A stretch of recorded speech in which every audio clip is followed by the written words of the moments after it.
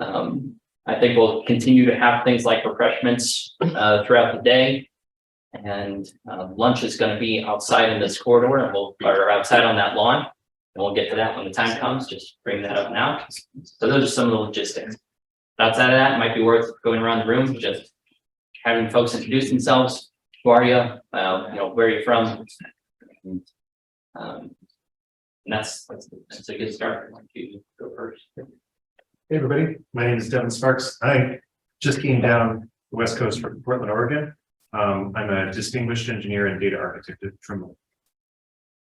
Go this way? Yeah, go there. Yeah, Neil Peterson. I'm the president of Open Design Alliance, based in Iowa. So glad to be here today.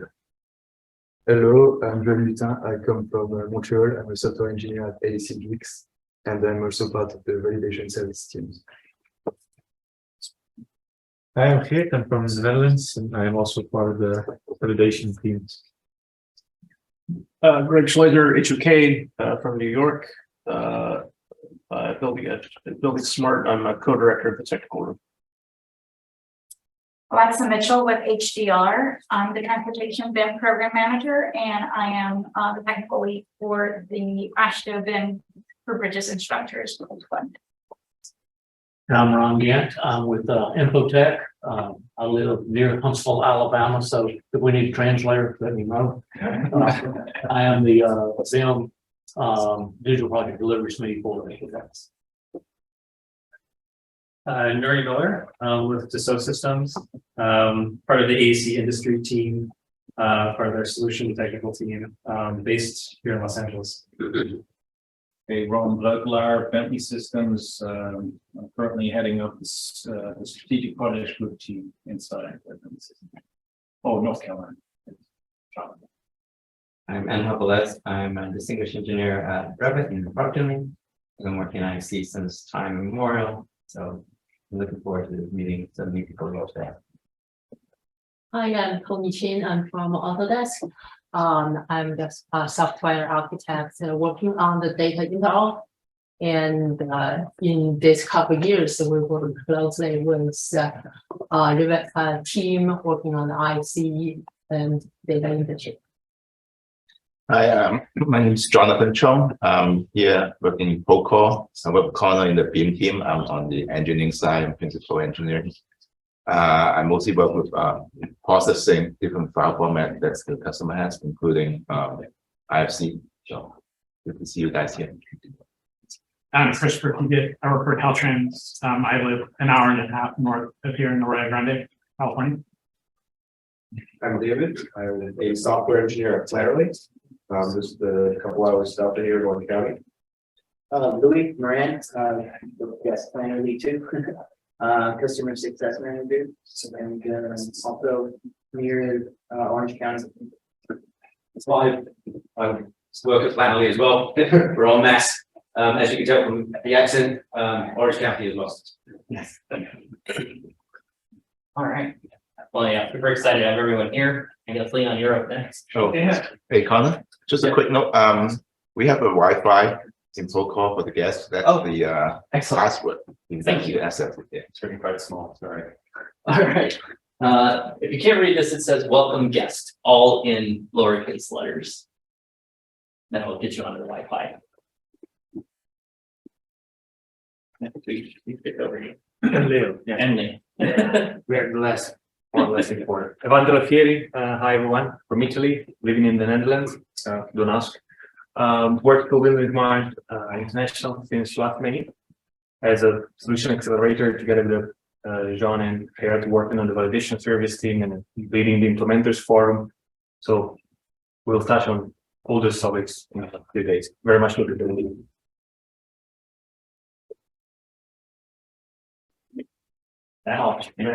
Yeah, thank you. Yeah, so my name is Léon van Berlo. The rest of you know me. Officially, I'm the technical director of buildingSMART. So officially, I'm organizing this meeting with the wonderful help of the Procore team, obviously. And like I said, officially, I'm organizing, but in reality, it's actually Dan who is doing all of the work, both in the preparation and probably also the next 2 days. So I usually start with General Assembly to explain what it is and why we're here. This is a little bit of a different setup because we're so far East Coast. We have a bit of a different mix than normally. West Coast. Did I say East Coast? Yeah. So a little bit of a different mix than last time when we were in Boston, East Coast, or when we were in Europe. Next time is August, September. We'll be in Europe again. So it depends a little bit on the mix of people, but it's actually very exciting to be here. It's nice to have new blood, new people. I think we've been emailing years. First time we meet, so that's really cool to have these different kind of locations again. Dan, do you want to do a quick introduction since you're? I really need people to know you because otherwise they ask me all of the difficult questions. Sure. So I'm Dan. I'm from buildingSMART International as well, and I'm helping support Leon and Evandro in getting these events together. And any questions you guys might have whilst you're here. So yeah, as Leon said, if you've got any questions regarding the logistics or rather buildingSMART, what's happening, please let me know.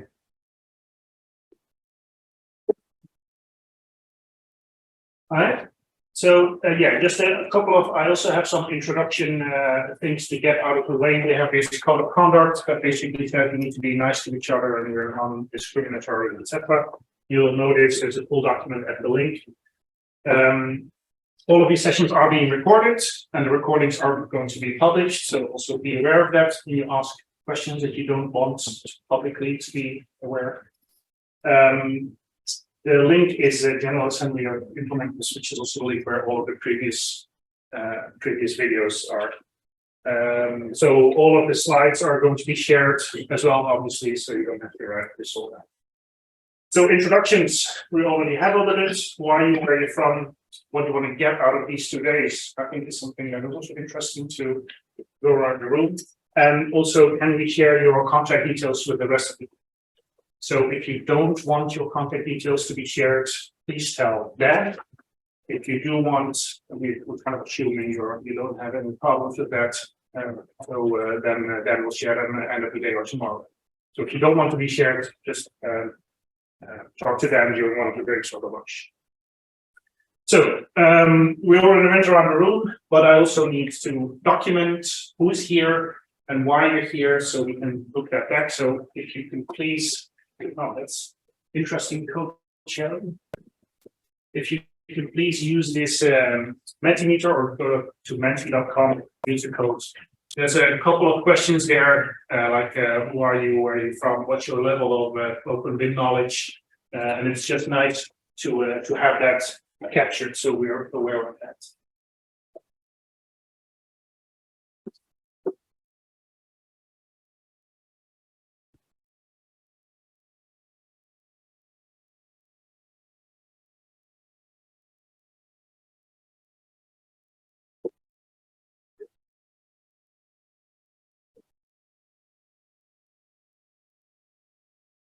Does it only give you one question and you can't move on? Yeah. Okay.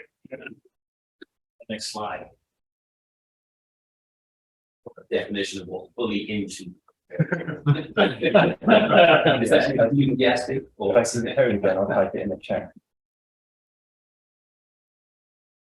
Yeah. 79345036. I didn't need that. Yeah, if you use the code, you the QR code, you don't need the.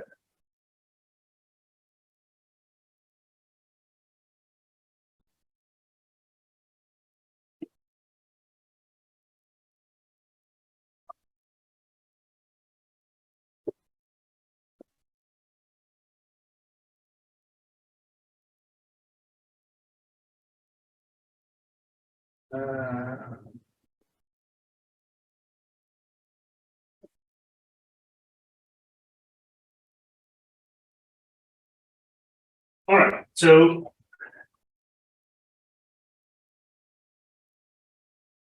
a lot of I know about IFC and I know there's a little bit more than that, but still 24% fully into IFC IDS VCF. That is actually quite surprising. 33 people.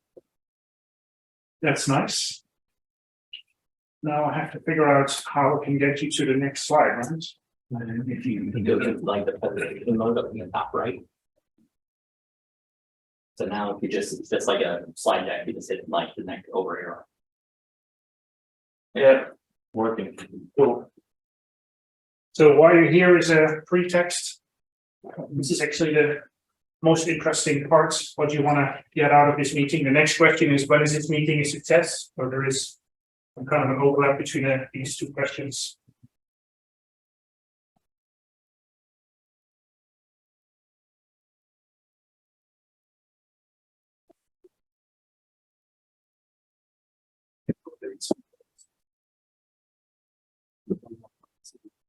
Yeah, I'm sharing a different screen, right? Yeah. One second.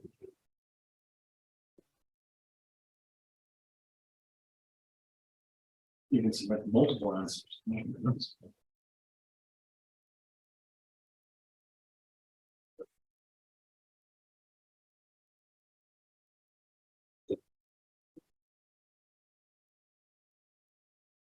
Oh wow, there's a lot of answers, yeah.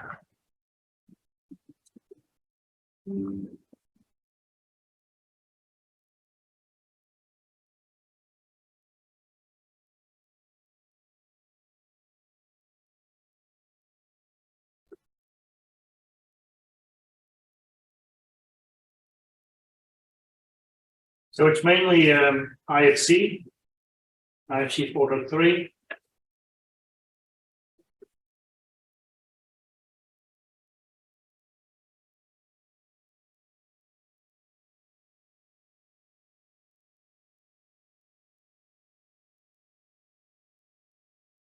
Cool.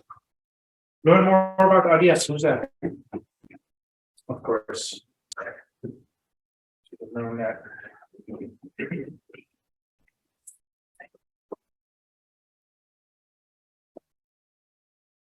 All right, so you're in the right place.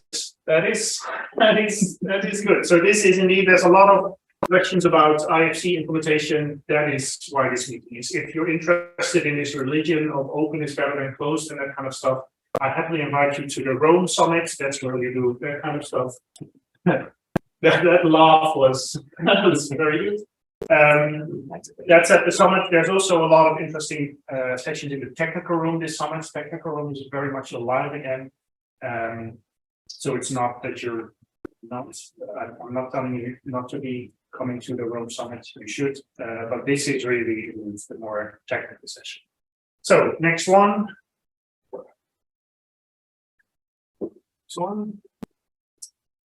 When is this meeting a success?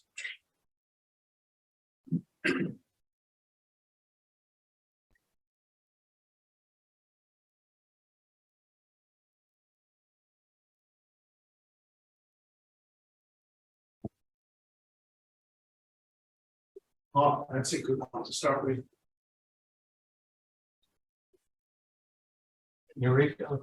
Yes, strong opinions are expressed. The meeting is a success when we have strong opinions. When we improve alignment between vendors, I'm assuming that's not the IFC alignment entity, but actual alignments. Bring people together with success on its own. I'll understand a few things about IFC implementation. That's a high mission. I can unravel mysteries around IFC class. When there's an agreement, what to do on IFC 5. That's nice. Questions answered on what it is from vendor's perspective. Have an understanding where the industry is leading to. It already is. Oh, that's good. Using the success. When everybody contributes, that is a given. Actually, you're not allowed to have lunch when you didn't contribute this morning. Just so you know.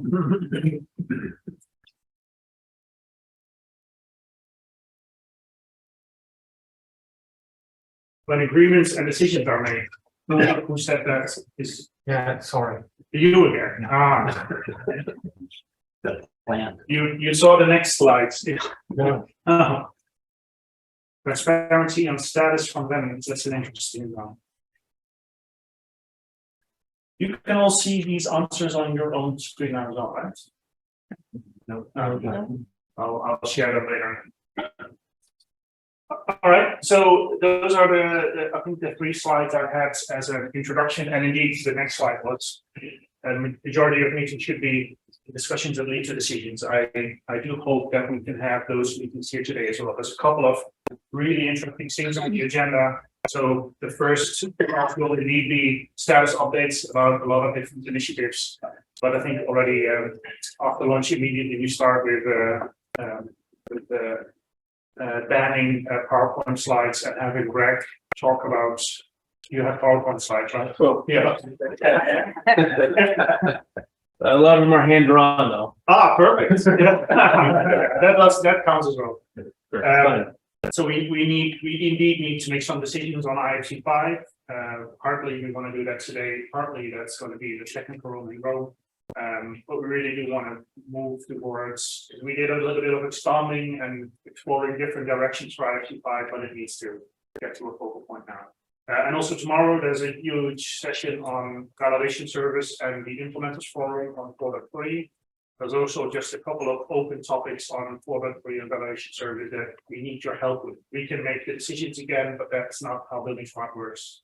We really need your input. So I was just discussing already with Evandro that we can use these boards tomorrow to actually have you draw the solutions instead of us presenting one and then you vote on. So yeah, get ready to actually participate, give your opinions, and try to move towards some kind of a decision. All right. Then moving on to the next slides. Is this now also sharing, Dan? I see the majority of meetings. Yeah. Sorry? I see the old majority of meetings should be discussions. That's the Mentimeter thing, but on the Zoom call, yes, it's good. Oh. Yeah, okay. All right, so just a little bit of insight on why this meeting is being organized. So we have this technical services thing, which is probably the wrong word for what it actually is. If you would ask me what it is where the actual magic of buildingSMART happens. This is where the actual work is done. We have a lot of the different teams. We have the IFC development teams. We have people working on BCF, on API developments, API standardization developments. We have this translations of IFC, which is a huge separate team involving the chapters. We have IDS developments, of course, BSD, and also use case management, which are all separate teams. And usually throughout the year, these people are highly effective at doing what they need to do. So there's a IFC 4.3 implementers forum. There's the API developments is a separate group. Everyone is really making the deadlines. But there is, of course, a lot of overlap between these teams as well. And I wouldn't say we need to force these teams to work together, but that is basically what this meeting is about. So when you look at the agenda of the last kind of meetings, we have these updates, but also these groups are updating each other on what they're actually doing. Because there is a huge overlap between what IFC 5 needs to be and what these API developments are doing. There's an overlap between IFC and IDS, BSD and IDS. So it's almost like 80% of my job to make sure that all of these teams actually keep communicating with each other and are aware of what they are doing to make sure that all of them are effective. So what we usually do is a couple of weeks before the big summit, we get the nerds together in a room, basically force them to talk to each other. That's hard enough. So that also means that there are going to be topics in these 2 days that are of less interest to some and of more interest to others. So you will see a bit of a mix between participation within the group. So that's fine. So that's also what you see in the agenda. So we have this welcome and introductions, status updates. I have a lot of slides on these initiatives, what the current status is.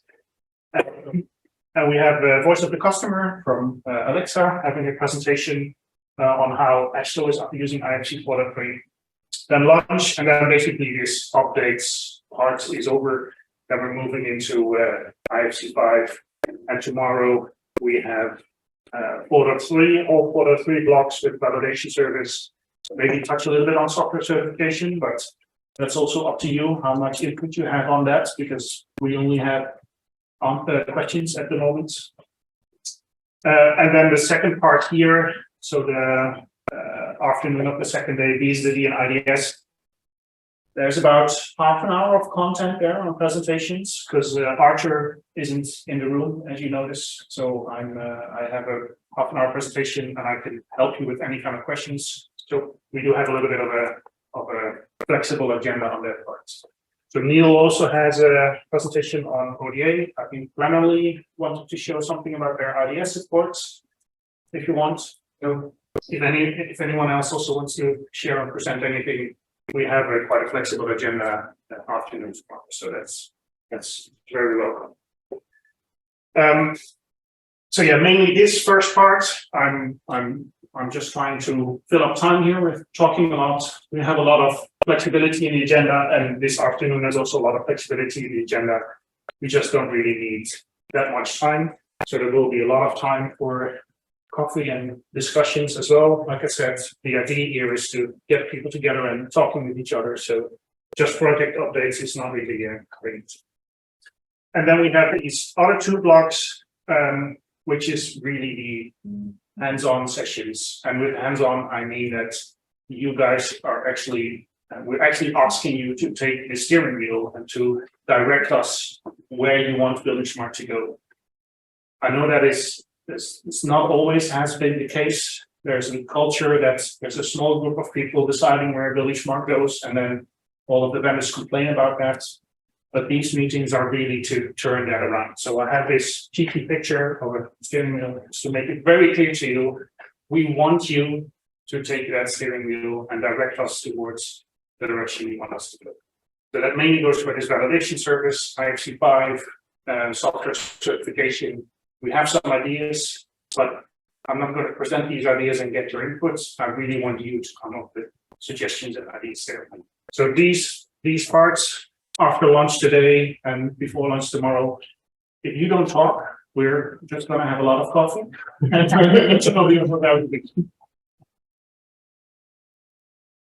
Ground rules. This is also part of that culture of having you take the wheel instead of just a couple of people where we all complain about. And I always show these just to remind everyone, but usually it goes very well. Next meeting, also maybe nice to just fill up some more time again before we have Alexa present. So General Assembly is twice a year, usually a couple of weeks before the buildingSMART Summit, so we can come to a couple of conclusions that we can then share with the rest. It's always face-to-face. There were a lot of sensitive topics. It just doesn't work over Zoom or Teams. We see that tomorrow as well with the Implementers Forum, there's a couple of open questions from the 4.3 Implementer Forum that are just not really being resolved in the weekly Zoom meetings. And our experience is that when we really come together and talk about it with coffee, then that actually pushes things through.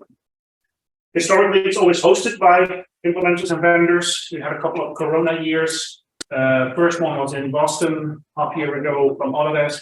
Now we're here at a wonderful location. For some reason, also, there's quite some enthusiasm about these meetings. It was always trying to persuade the vendors and pull someone, almost bribe someone to host these meetings. But Connor was very enthusiastic, and we actually got, so thank you for that, obviously. And we also got the next two already scheduled. So next one will be in August, September in Paris. Did we have a draft date? It's confirmed. August the 30th and 31st. August 30th and 31st. And it's in, and I'm going to defer this to Johan. Vélizy, Villa-Coublay, France. That location. Just outside Paris. Yeah, it's just outside Paris at the Dassault Systems campus. And we also, just a couple of weeks ago, got confirmation that Oracle wants to host February, March one. We don't have dates for that yet. I think if it's more likely to be February, Yeah, more likely to be February. mid-February. And then we're going to Deerfield, near Chicago, where Oracle has their innovation lab.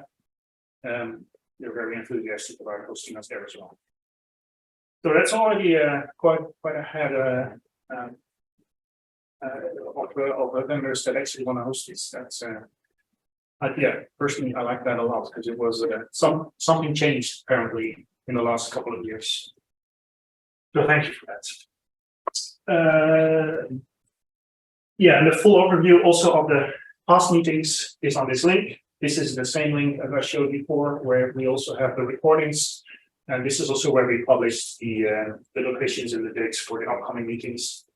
I have a lot of t-shirts for you for as a thank you for attending this meeting. There's a QR code on that t-shirt as well that refers to this link if you don't remember it. We had these already. These are the questions on when is this meeting a success.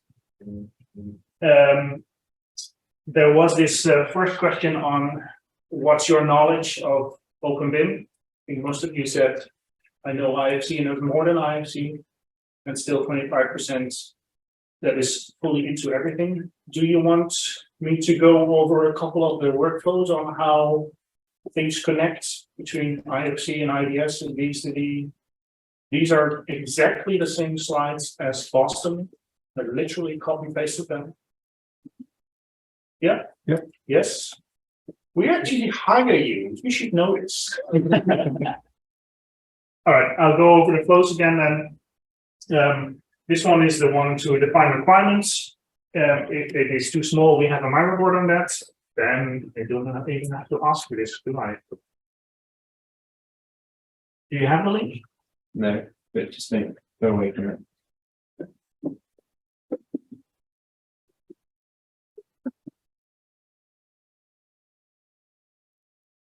Is anyone actually online at this hour of the day? Yeah. Oh, cool. We have 21. 8. Nice. All right, I shared the link in the chat. So you just tell me if I take too much time on certain slides, or I skip parts or go too fast. This is the part where you have to start shouting already. And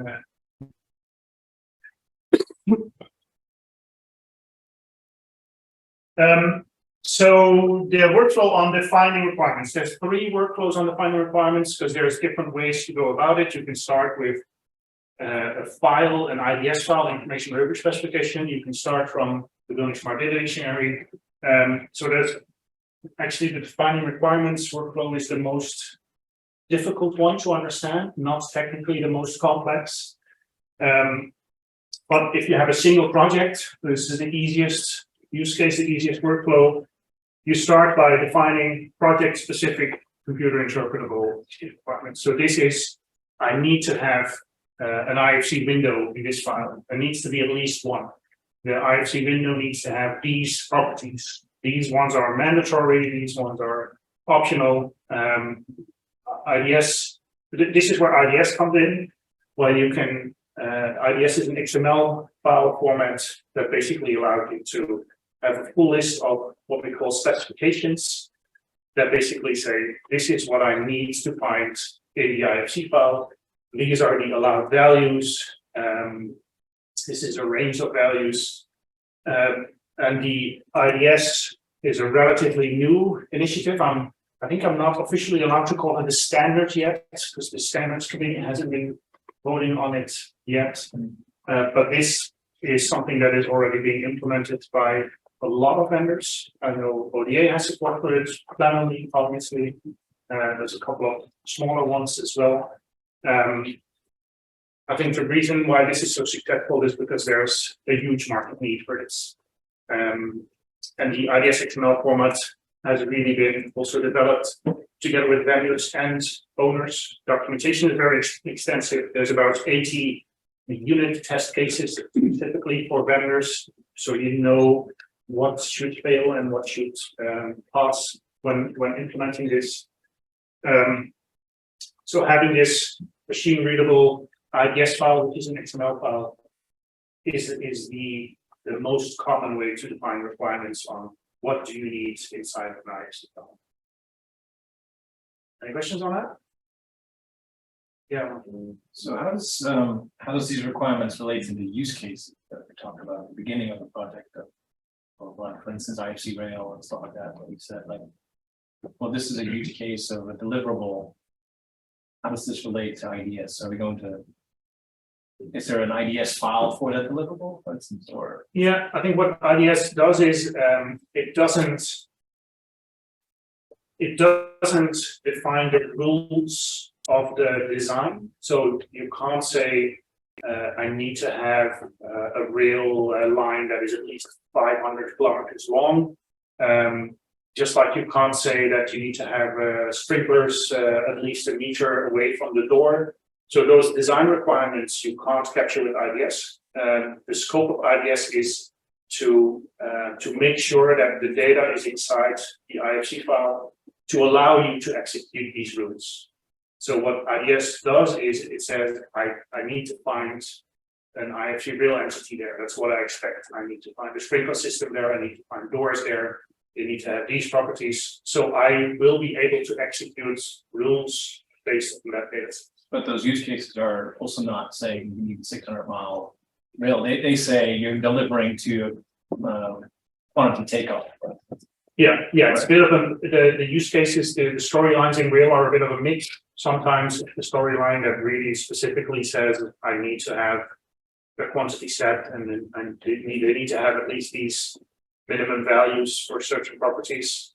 But most of the use cases are more generic, basically saying I need to have quantity sets, property sets. Okay. Any other questions? I thought I saw another hand up. All right.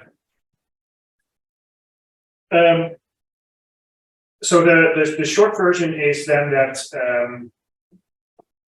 you validate the IDS against an IFC, and you get an output that basically says everything that you expect to see in the file is in there or not. We have some videos on that if you would like to see that as well. So that's the shortest path. There is a little bit of a more extensive and longer path because IDS gives you the flexibility to say, I need these IFC objects with these IFC properties. But as you know, there is the ability to have these user-defined properties as well. And then we don't want to have this hard cut between it's either IFC or it's user-defined, because there's a lot of gray area in between where you have classification systems or other standards that define certain properties and classes. And IDS is also able to support those. So there's a lot of use cases that we have a very nice use case in a workflow from Denmark that says we need IFC, but we also need this CCI system, which is a combination of classification plus properties. And then on top of that, we even have our own project-specific user-defined properties. So this gray area in between is where the buildingSMART data dictionary comes in, because we really want people to be able to share and publish their returning requirements. So the reason I say returning requirements is because IDS can be just one file for one transaction, but if you constantly have to share that file that has the same things in there, if you always have to say, I am AASHTO and I always want to have the same kind of properties on every project, then why keep on sharing those files? Why not publish those requirements and those property sets? And that's where the buildingSMART data dictionary comes in. And so we have the buildingSMART data dictionary, which is not a standard, but a service that allows people to share those property sets or classification standards. Also link them to others, link them to IFC for those who are interested in linked data. So there's this more layered approach where you have IFC, you have a lot of niche standards, regional standards, and then you still have your sometimes company standards as well, and very project specific or even transaction specific requirements.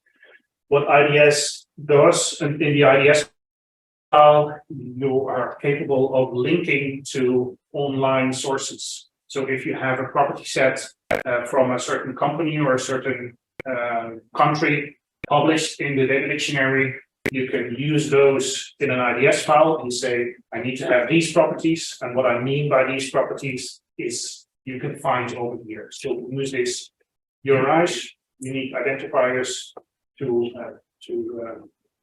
refer to an online location. And when that is the data dictionary, you can get a lot more about those requirements.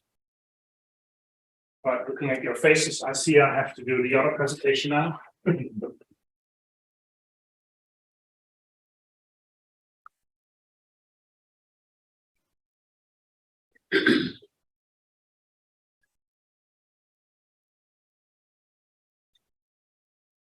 Does this depend on versioning at all? Versioning of what? So requirement, an IDS file, is that linked to a specific version of IFC then? Or is that? Yeah, so you in an IDS file, you have multiple what we call specifications, and every specification has this tag that says it is a specification based on 2x3 or 4. It could also be multiple. So there's examples where you say, I need to have this property on a window, and it can be, the specification can be on 2x3 or 4. And the idea is to have that on the specifications is that you can share the specifications between multiple files. I'll come back to that later. And the same is true for BSDD too, and that BSDD has version control across different versions of a property in the spec, and they're linked together so you can reference a particular version of 4.3 or 2.3 or something like that. And just as a clarifying question, that's based on the schema, not an MVD. Yes. Yes. I've got a question about the data dictionary. Is that a public knowledge base or something I can have my company own specific domain of data sets that I do not want to share with the public? Yes, it can be both. So everyone can publish what they want, and you can publish it publicly or you can publish it in private. And then you can control who has access to your private domain. But there's also companies who want to publish their company standards publicly, because that makes it easier for all of their suppliers to adhere to their standards. So we have really large organizations, national standards that are being published there publicly, but we also have companies that are publishing their standard publicly, and we have both national standards and companies that publish it privately. Because there's also national standards like CoClass and STABI that are national, everyone uses them, but you have to pay for it. So there is the option to also publish them in what we call a private domain, and then the owner who publishes it can control the access. Any other questions before I start this? By the way, these questions are making us run out of time now, so that's good. Yeah, so there's a lot of these abbreviations, but this presentation only focuses on IFC, IDS, and BSD and this workflow.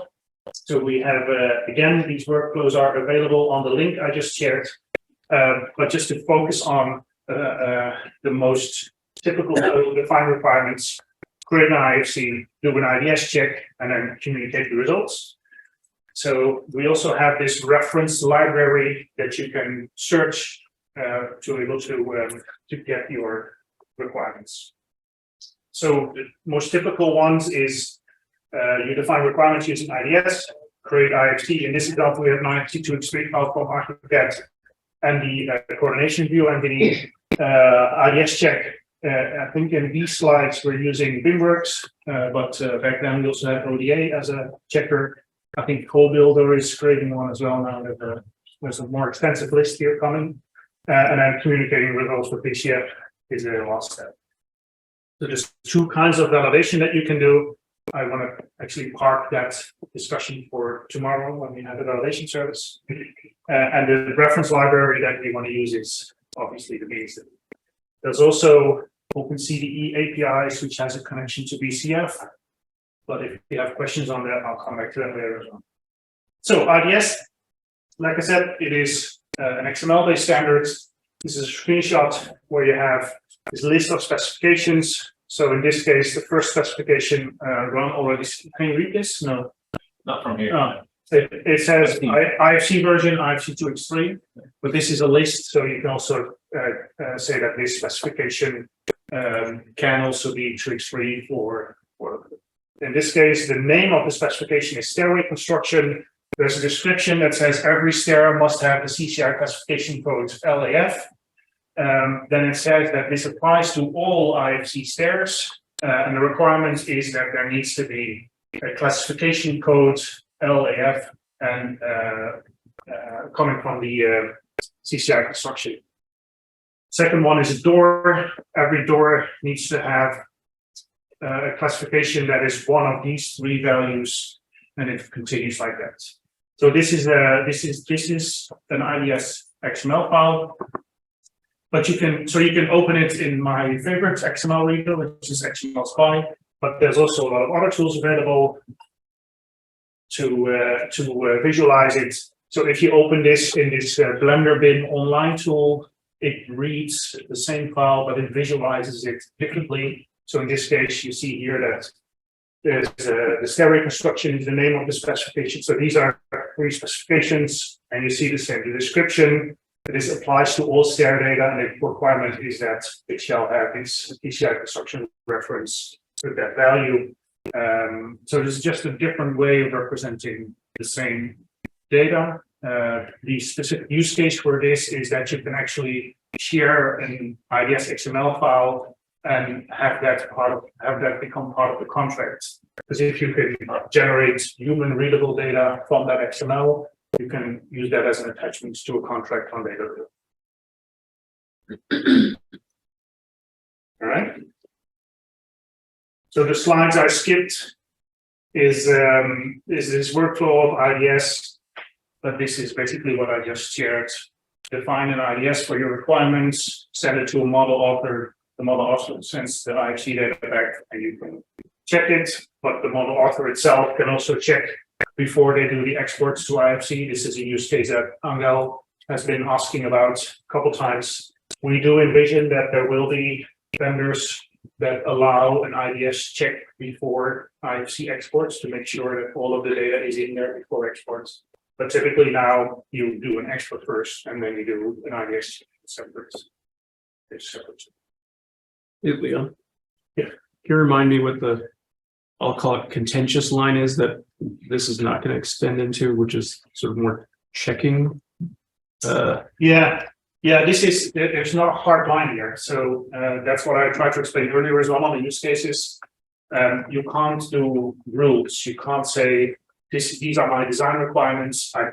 People are used to Solibri, where you have a lot of rule sets that you can define and check your model against.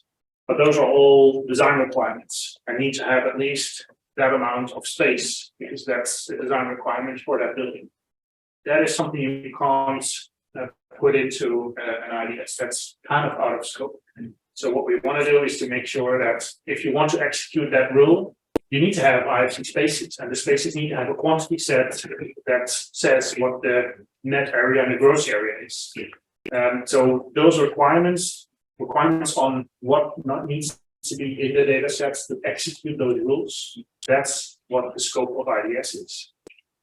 But there is a gray area, because we also allow, like I showed earlier, we allow restrictions on the values. So in this case, IFC door needs to have a classification reference that is one of these three values.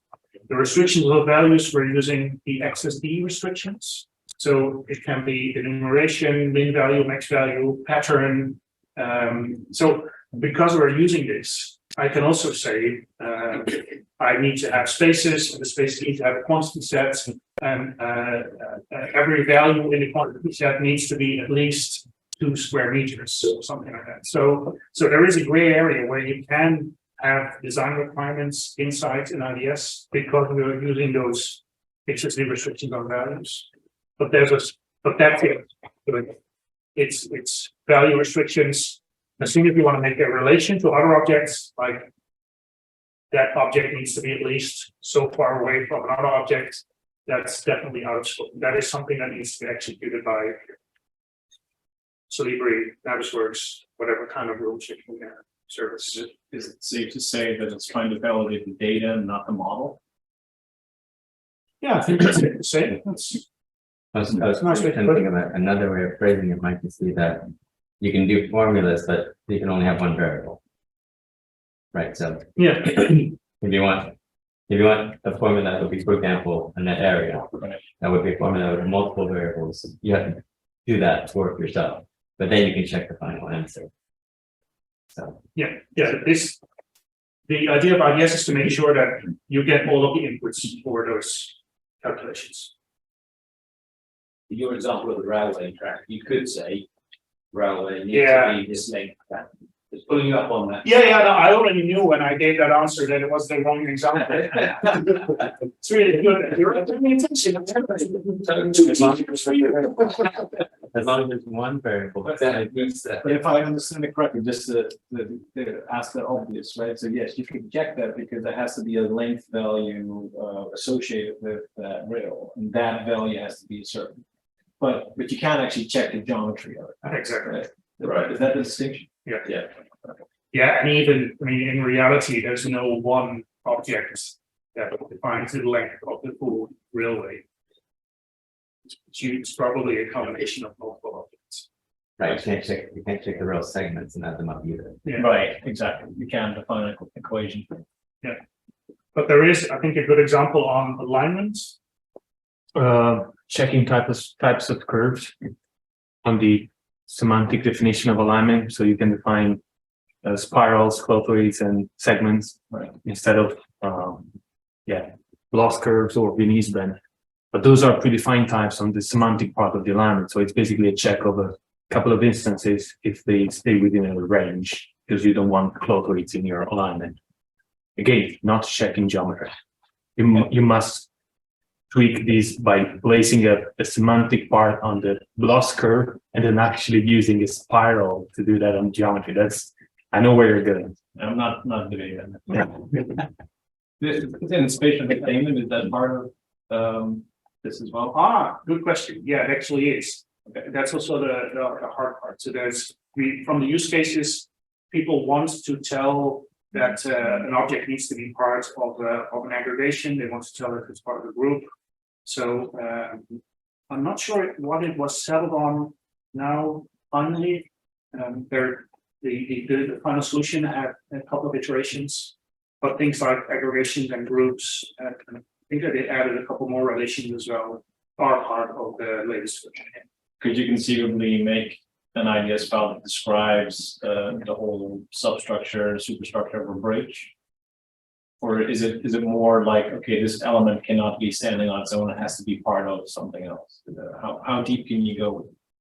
We haven't really been experimenting that deeply in practice. Okay. What we have this example of Italian roads that indeed wanted to have a spatial structure and wanted to use IDS for that. It might be possible with that, especially in the latest version. But it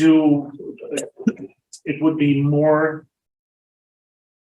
my advice to do that in the BSD. So to publish the specialization and the structures in the data dictionary, and then use IDS to say, I want to see these things, and then check against the structure in the data dictionary. I was unaware that the data dictionary could actually handle structures. Okay, that makes me doubt if it can actually, but I thought it I could. thought it was classifications and properties. Yeah, but you can make relations in the classifications that are part of. I'd be very interested to see that. Yeah, it's not just specialization; it's also part There is of a relationship class when you can specify is part of, is parent, is child. So there is a predefined list of relationship that you can use, but then it all comes down to how software interprets this relationship. So is related to the aggregation of IFC. So is it the same thing or is it something else? Because you can have two classes in buildingSMART data dictionary referring to each other. So this is part of that. But does this really mean that is IFC site aggregating a building, for example?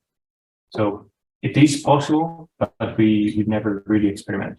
The reason why we're a little bit hesitant on that is because we have this thing called MVXML.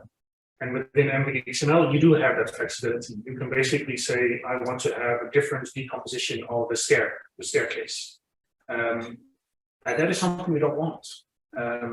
Because we want IFC to be the standard that basically defines this is how a bridge is decomposed, this is how the staircase is decomposed.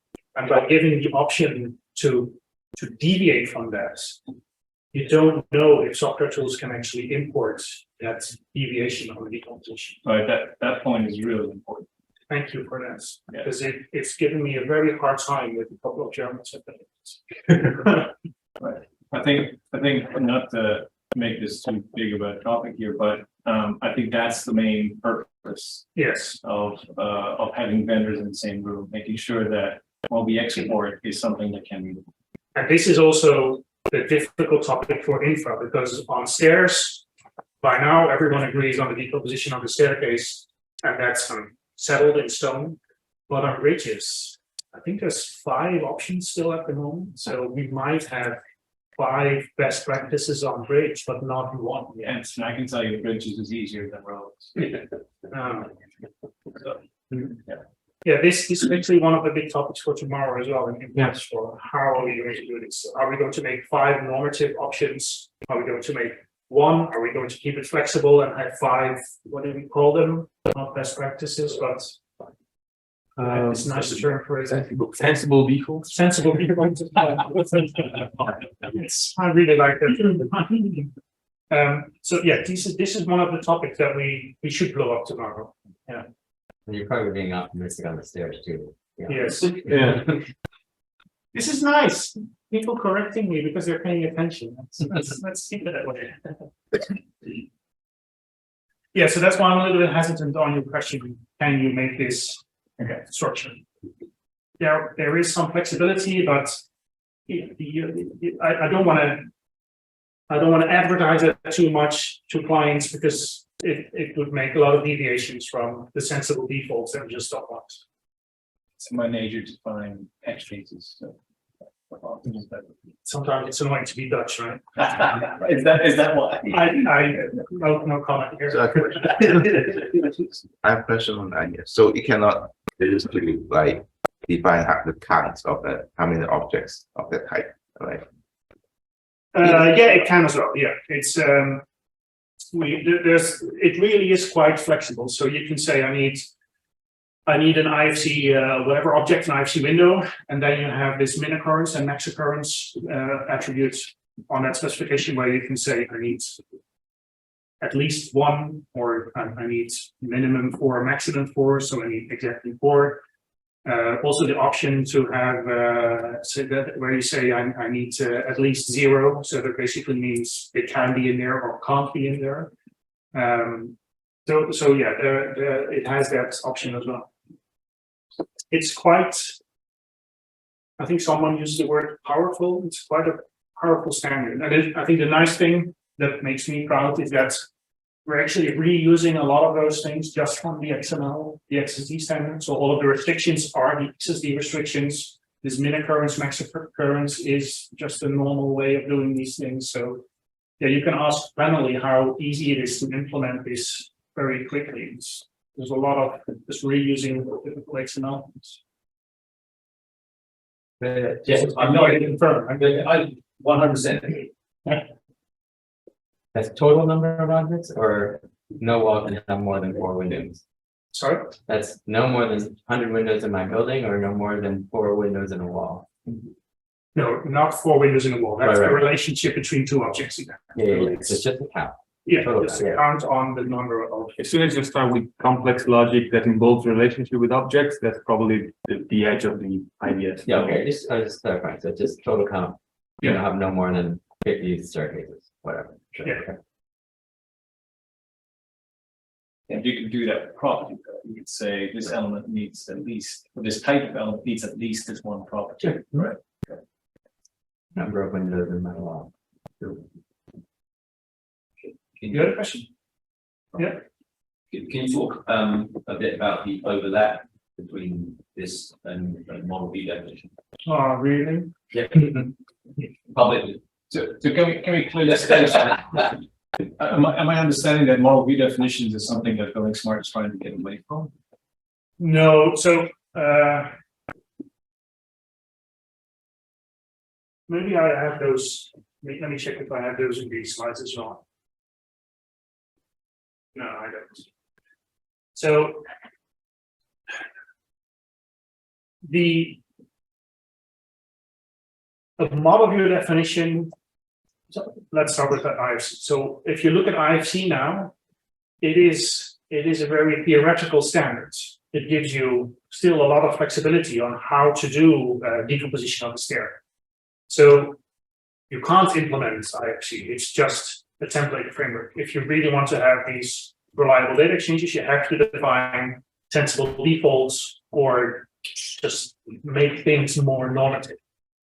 So how that happens historically was that they really kept IFC the theoretical layer, and then they said we make a separate standard, a separate NVD for every use case. So if you want to exchange staircases in the NVD, you define the decomposition of a stair. If you have a different use case, you have the flexibility to deviate and have a different decomposition of a stair. And when you look at how that's done with MVD XML, MVD XML is basically so flexible that it allows you to even add completely new structures of how to link materials to objects. It basically is a meta language to define your own standards. And what happens is that there's a couple of MVDs that are just not even interoperable with each other. So we have implementations of the reference view, but then we have an IFC for precast that uses advanced VREPs that are just not being implemented in any kind of other tool. So you have an IFC file that is based on IFC for precast that nobody can read. So we're getting a situation where you have 100 MVDs that are basically 100 different standards, and all of the instances are being shared as .ifc files. So we said that this can't go on any longer. It's just too flexible. IFC is basically not normative. It's just inspiration for everyone to build their own standards, but we're still calling all of those standards IFC. So what we did is we said we need to make IFC more normative. So that's where the sensible defaults come in. That's where the decomposition of a stair is now actually part of IFC as well. More part of IFC, not the ISO standard IFC, but more part of what we publish as IFC. So we're basically saying we have 3 MVDs, which are 3 implementation levels of IFC. We have the reference view, we have alignment-based reference view, and then we have the full design transfer view. And we have to make sure that these 3 are kind of layered, are interoperable with each other. I'll pause there. So we still have the MVDs. So we have 3 MVDs: reference view, alignment-based reference view, design transfer view, which we try to make sure are interoperable with each other. And then on top of that, we have these requirements for projects that you can define with IDS. Does that make sense so far? Does that answer your question? Current state, yes. Yeah. I'll know if it answers the future. Yeah, and that is actually also those are the next questions in the Mentimeter, because that's where you guys come in with the answers. Yeah, what I also wanted to say as additional things. So we still allow deviating NVD. So we still allow precast to create an NVD for precast.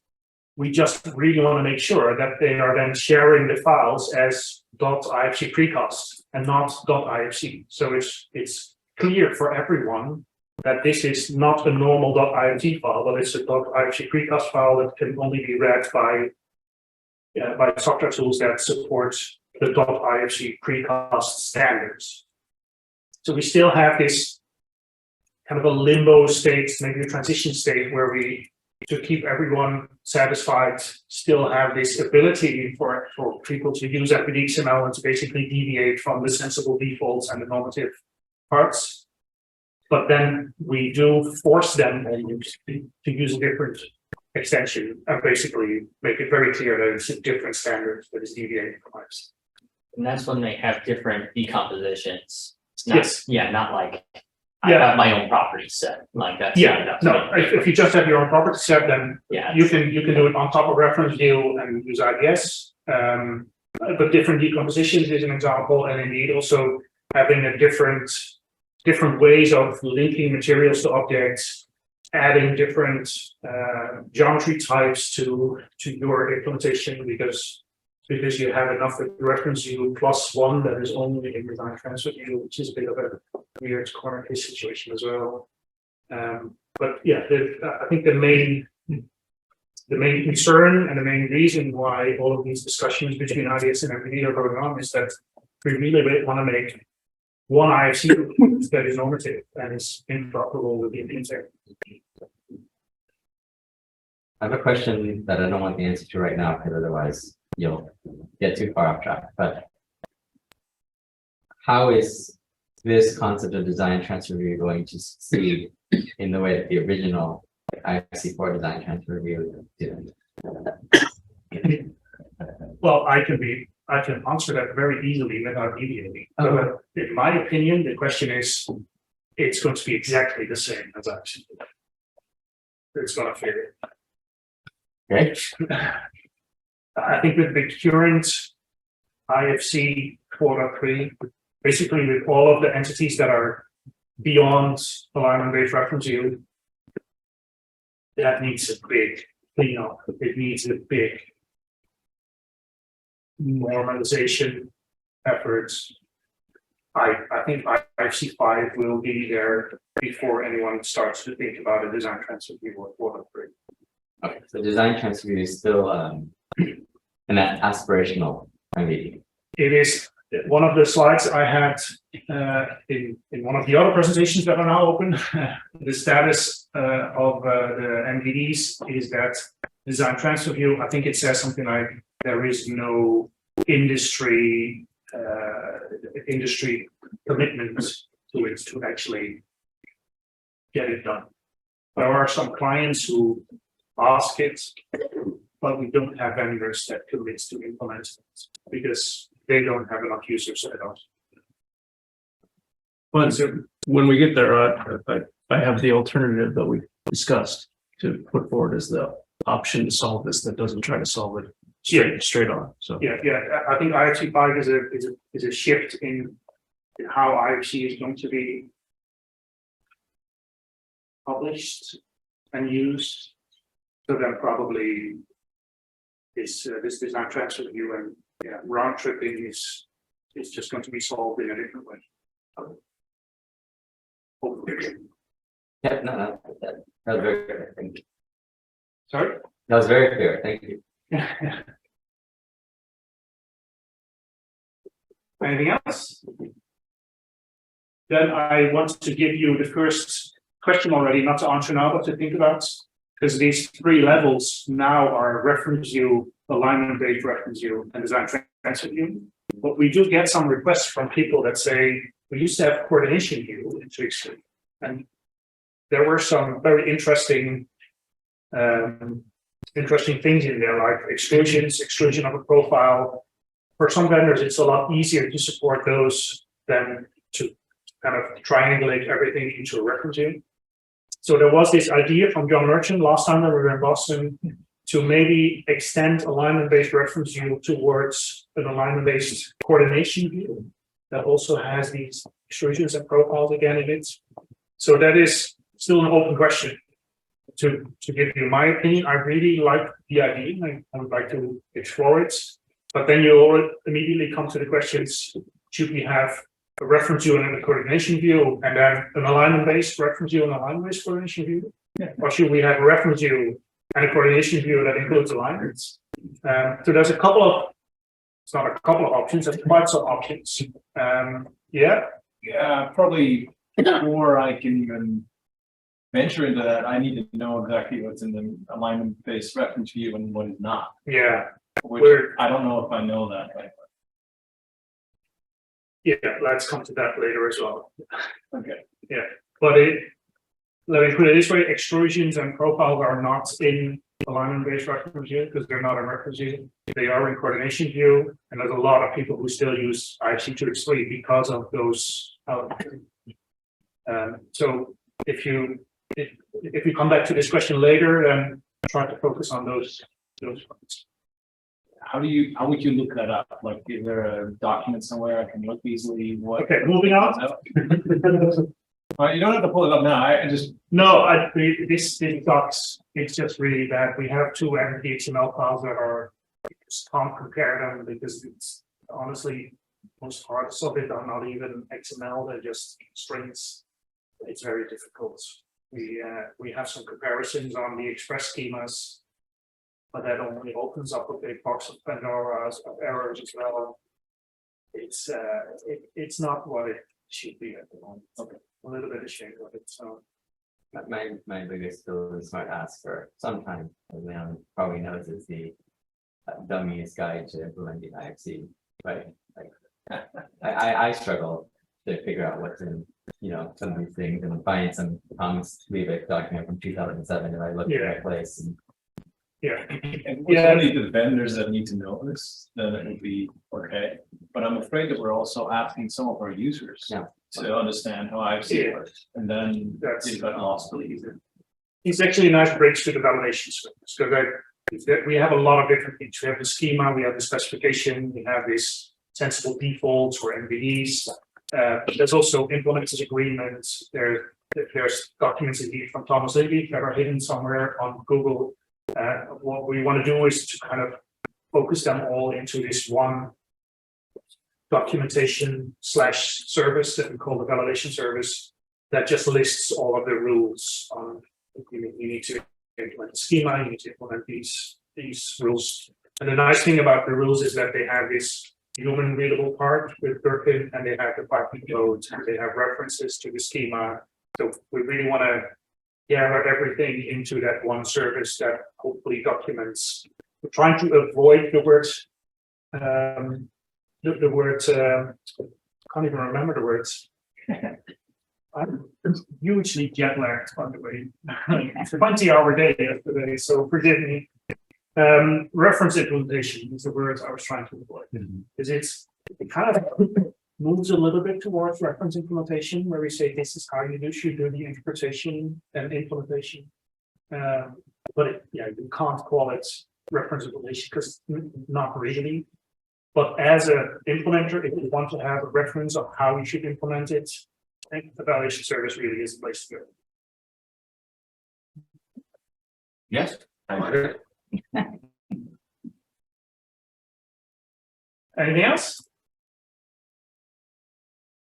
All right, we were at yes. This is nice. You're not going to make lunch.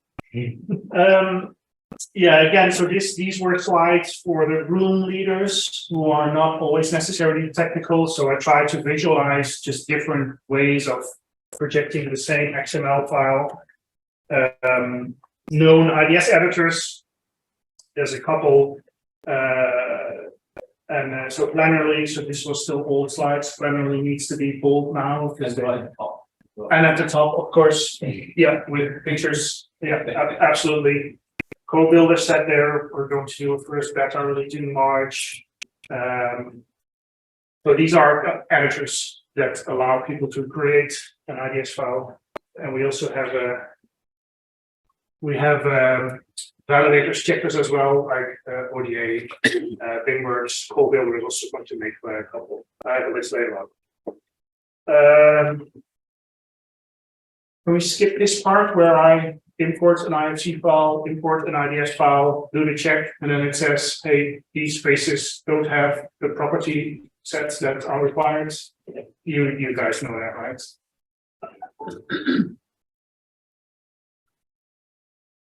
So then we covered, you have an IDS, you have an IFC file, you do a check, and then you can even export the results of that check using BCF.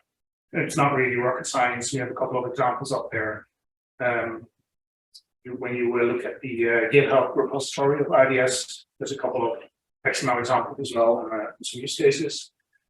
Then we get to this next step where we say, okay, if you need to define your requirements, you can just start with an empty sheet and have an Excel list of properties. But it would be really better, actually, if you reuse existing properties. So not make them up yourself, but search some kind of a reference library to see if there's already a standard that is defining these properties that you need, so you don't have to make it up yourself. The chances of software tools understanding properties that someone else already defined as a standard are higher than software understanding your user-defined property.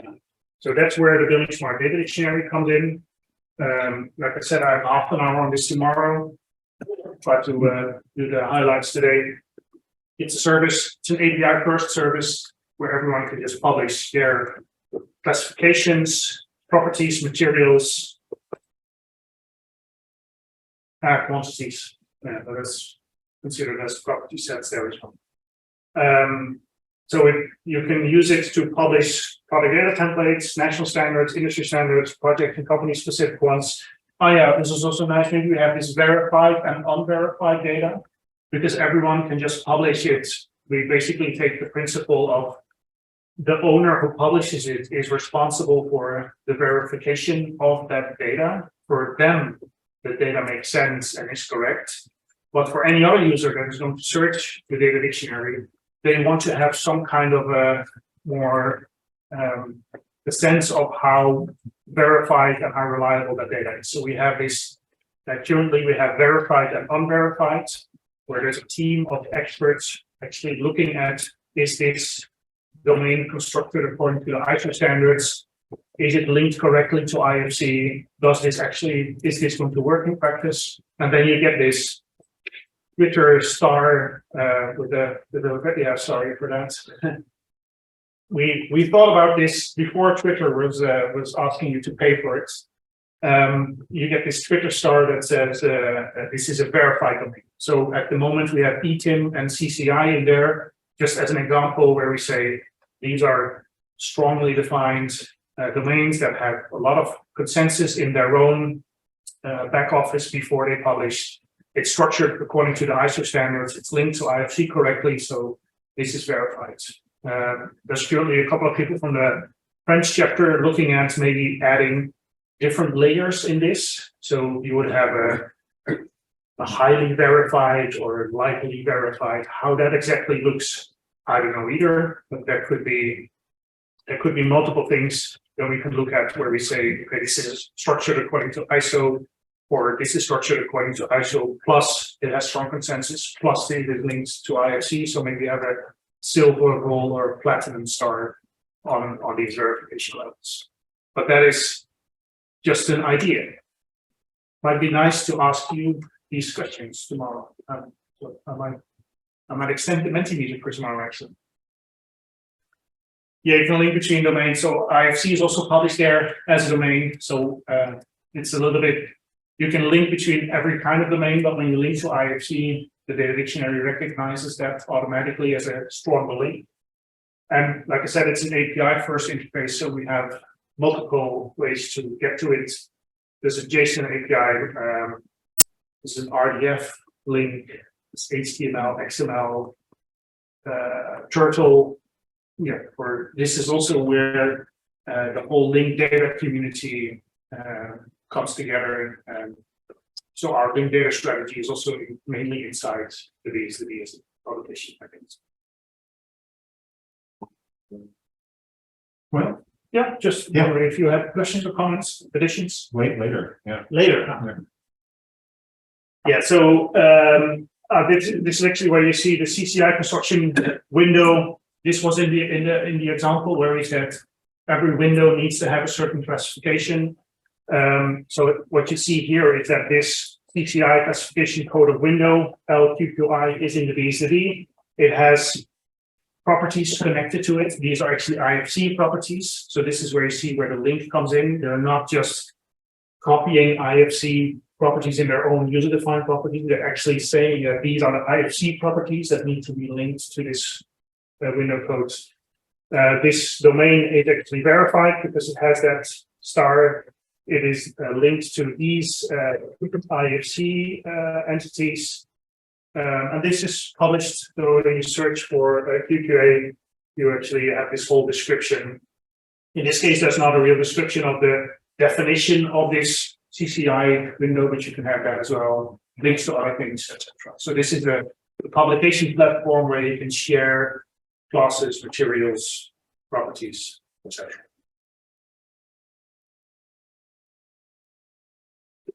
Yeah, and then again, total XML, JSON.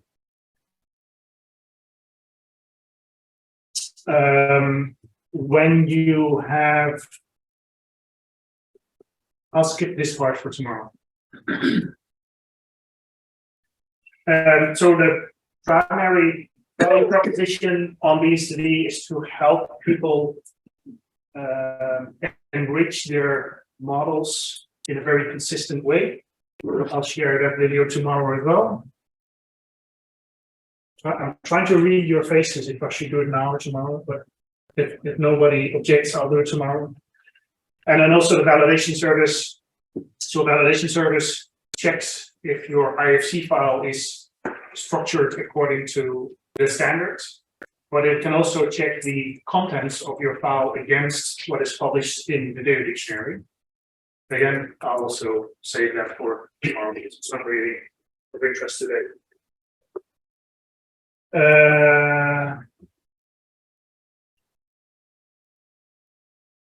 All right. So back to the workflow slides then. So the reason why we deviated was this relation between IDS and BSD. So as you saw earlier, I can say I need all of the windows to be classified according to a certain CCI classification code that is published in the BSD. So you can add that link to the BSD in the IDS file. So when someone receives an IDS file, we have a very nice example of an IDS file that says that all pipes need to have a property called medium. But when you send that to users, they don't know what kind of value needs to be in the property medium. But because it also has a reference to the data dictionary, users can use that reference, see the description of what the property medium means, what the allowed values typically are, how it relates to other things in the BSD, etc. So there's this dynamic between IDS and BSD where you have more stable publications of properties and classes in the data dictionary, and then you use that to filter what you actually need for a certain project or a certain week, certain transaction, with the ability to even add user-defined properties on top of that as well. What's the time? 10:30. Did we have, what was the agenda? Do we have a break now or? There's a break somewhere between, if we resume at around 11. So depending on how long you want the break to be. What time was lunch? 12:30. Shall we do a break now? Yeah. Very enthusiastic, yes. I think Aaron copy would be good. Did you have a question before the break or? I'm not gonna. You do a question now because everybody. Brains- We're gonna have to do a question. All right, let's gonna go. hold up people for a minute. Point out as well, there's a little fridge back there. It's got water and bubbly water and stuff in there for you. Got the candy mall downstairs. Everybody back to see that. You guys are the best. So.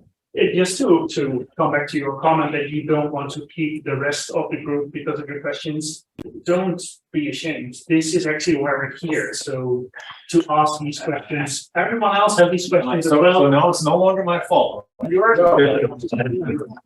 for the 2 days. Thank you for that. Okay, well, so I can understand that this sets the requirements and can really be validating a file, right? And let's assume that not the debate on what kind of things you can validate and what all kinds of detail. But this is clearly a validation of what the user adds to the model.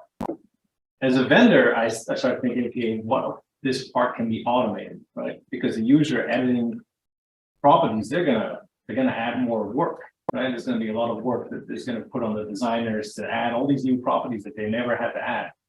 And they have to validate it, I can validate it, but is there any way that you thought about for these vendors to automate this stuff as well, like a length of something, you say it's. Yeah. Yeah, there is a longer answer to this, but because I promised everyone coffee now, I'll try to keep it short. This is not just for the things that people add themselves to IFC. But most of the use cases here is that say, I need spaces, I need walls, I need windows. They just select things from IFC without even extending or amending it with user defined. It's just, I need walls and I need the PSET wall common with is external and those kind of things. So it's not just extending or amending IFC with user defined stuff. Most of the use cases are actually just a selection of existing IFC where they say this is what I need to have in there. Also to not have too much data in a file in a too early phase. So that's one part of the answer. There was another part I wanted to answer, but again, I had a 20-hour day yesterday, so I really forget it while I was talking. Yeah, this is clearly something that I would like to understand more of. Well, one of the interesting opportunities though is like if you look at the structure of even an individual property in BSTD, there's already kind of a huge, like a lot of these things, even that are user defined, are going to be probably similar to something else that somebody has made. So you only there are having to define kind of whatever the difference is. If you're specializing or defining the requirements, I agree. Like for BSPD, this can be, yeah, you only have to define that once anyway. Right? I think that effort level is very limited compared to the effort level that somebody like a designer has to adhere to that standard, has to add those properties in the right way, etc. So you mean the automation of how it's applied to by a designer to a yeah, I'm thinking for the designer, right? So the designer makes let's keep it to doors and walls.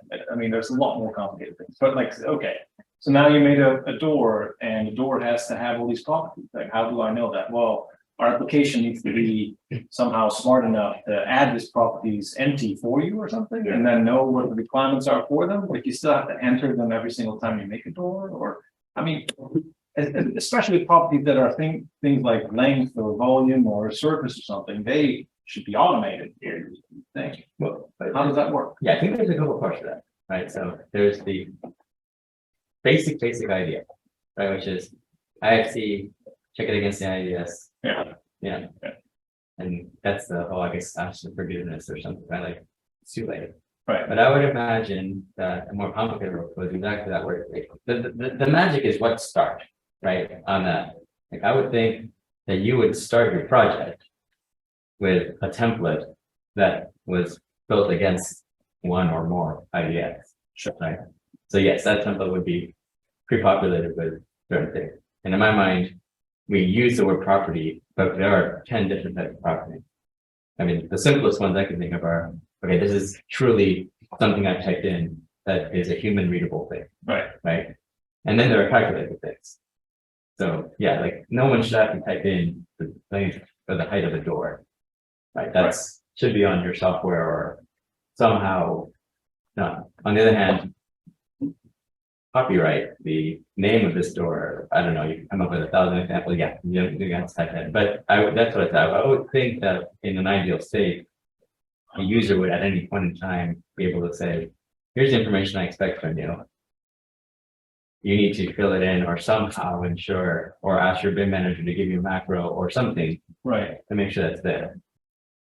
Otherwise, yeah, like you're the 5 other things that are wrong, go fix it. There's actually, sorry, you want to make comments as well? Maybe we're going to say this. The point is not just to have it machine readable for checking, but machine readable so you can do something with it. So for us, we were going to have to create a whole bunch of add-ons to a whole bunch of tools to make sure that people could automatically take our IDS specification and then implement it and then send a file back to us for checking. Because so Plannerly, we define the specification and we also check the model at the other end.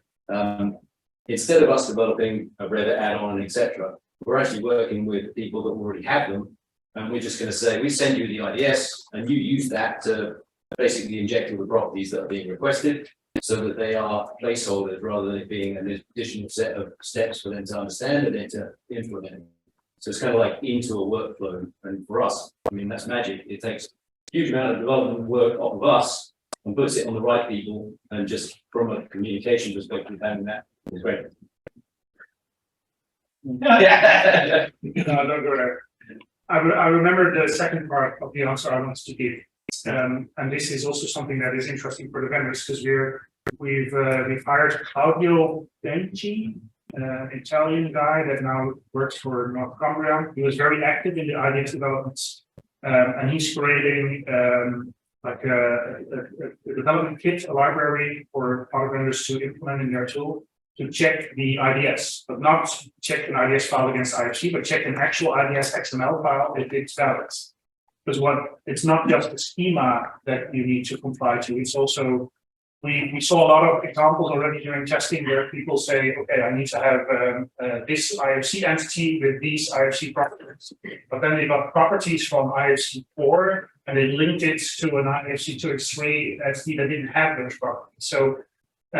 So that's just impossible to check. So what we've asked him to do is to create this, I think it's C# or C++, kind of library that is going to be polished as an MIT license, so you can just use it in your own tools freely to check if the IDS file is actually a valid IDS file, if the IFC parts that are in there are valid, if there's also a couple of optional attributes like measures that is optional in the schema, but in the documentation we say if you require a certain property, then measure needs to be mandatory. Those are the typical things that you can't define in a schema, but are written in the documentation. But we want to, just like with the validation service on IFC, we want to have this IDS check. It's not something that is a service where you upload IDS files. It is actually an SDK that people can use and implement in their own tools. And we did explore a little bit this idea also of when you have certain property names that are user defined, but when those property names are also in IFC, should we do a warning maybe where we tell users, okay, you've defined this user defined property, but maybe you actually meant this already existing property. So those are things we're exploring. At the moment, for the first version, they're out of scope because we don't have enough budgets. This is a hint. But it is something that we're exploring. And this is a big issue, actually. Again, there's a lot of people who are making my life very hard. And one of them really wants to define blank sheet properties and use those, and then inside the BSD, just say that they're actually the same as something else. And I can't get him to understand that when you exchange that in an IFC file, the import doesn't know that. And the argument that the importer can then look at the BSD to figure out that it's the same is so wrong on so many levels. But yeah, this is a big discussion at the moment that we need to explain to users as well. So that's also why we want to stimulate users to reuse already existing publications, use the BSD to search for existing properties, and only as a last resort add additional user-defined. It's also kind of an education on a workflow rhythm that we have to educate the industry to do. So is that a mapping situation where somebody says, I've got my standards, yeah, you've got your standards, we want them to talk to each other, but we don't really want to change. Yeah, and then you publish the mapping in the data dictionary, and then you make the whole workflow depending on an online system. It is very tempting for a lot of these organizations. Yes. And that we talk to a bunch, right? If you can imagine, we're actually involved in a lot of these projects where they have these standards that they're trying to standardize for multiple state DOTs or Australia, North South Wales, or all these projects. But what they're trying to do then is like, oh, well, IFC doesn't support that. IFC doesn't support that. Well, we'll make our own, right? And it allows you to make your own. Let's do the whole thing ourselves. Yeah. And that's a problem. Yeah. So. Yeah, but I it's- thought that the BSDD had a way to link one to the other, right? Where you say, Yeah, but that's, the IDS has a way to actually use the other.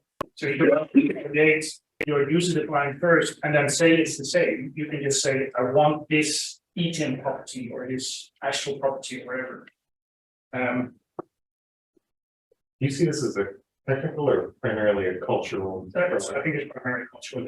Yeah, the reason why this keeps on coming back is because it's always the same arguments. My clients want to start from scratch. They don't want to look at other standards, what's already available that they can reuse. They want to start from scratch and then do the mapping later. And I think that's fine. That is indeed something that seems to be human nature. But that doesn't mean that the actual results that you deliver as an IDS file stops there. You can make that the next switch as well. Right? If it is the same, then just use the other one in your requirements and not use the self-made up one and say it's the same. Actually use the other one. It's technically it's not a hard step. It's mostly a solved problem. Yeah, and that the workflow works is increasingly massively now. Isn't this just the same thing as having a different language name? I mean, functionally, I want to call it this is the same thing as it's not the same thing in English as it is in French. So if we had a stable GUID for that property, call whatever you feel like, doesn't matter. Which we do. Right? Yeah. Yeah, this is also another argument of people that say that they don't recognize the property name because it's a different language. So they're actually going to make the same property in a different language, publish it in the BSDD. But that's really not how you should deal with any property. You publish a translation in the BSDD. Yeah, fighting against people. People are the worst. Well, that's my life. I think that's a good moment for coffee.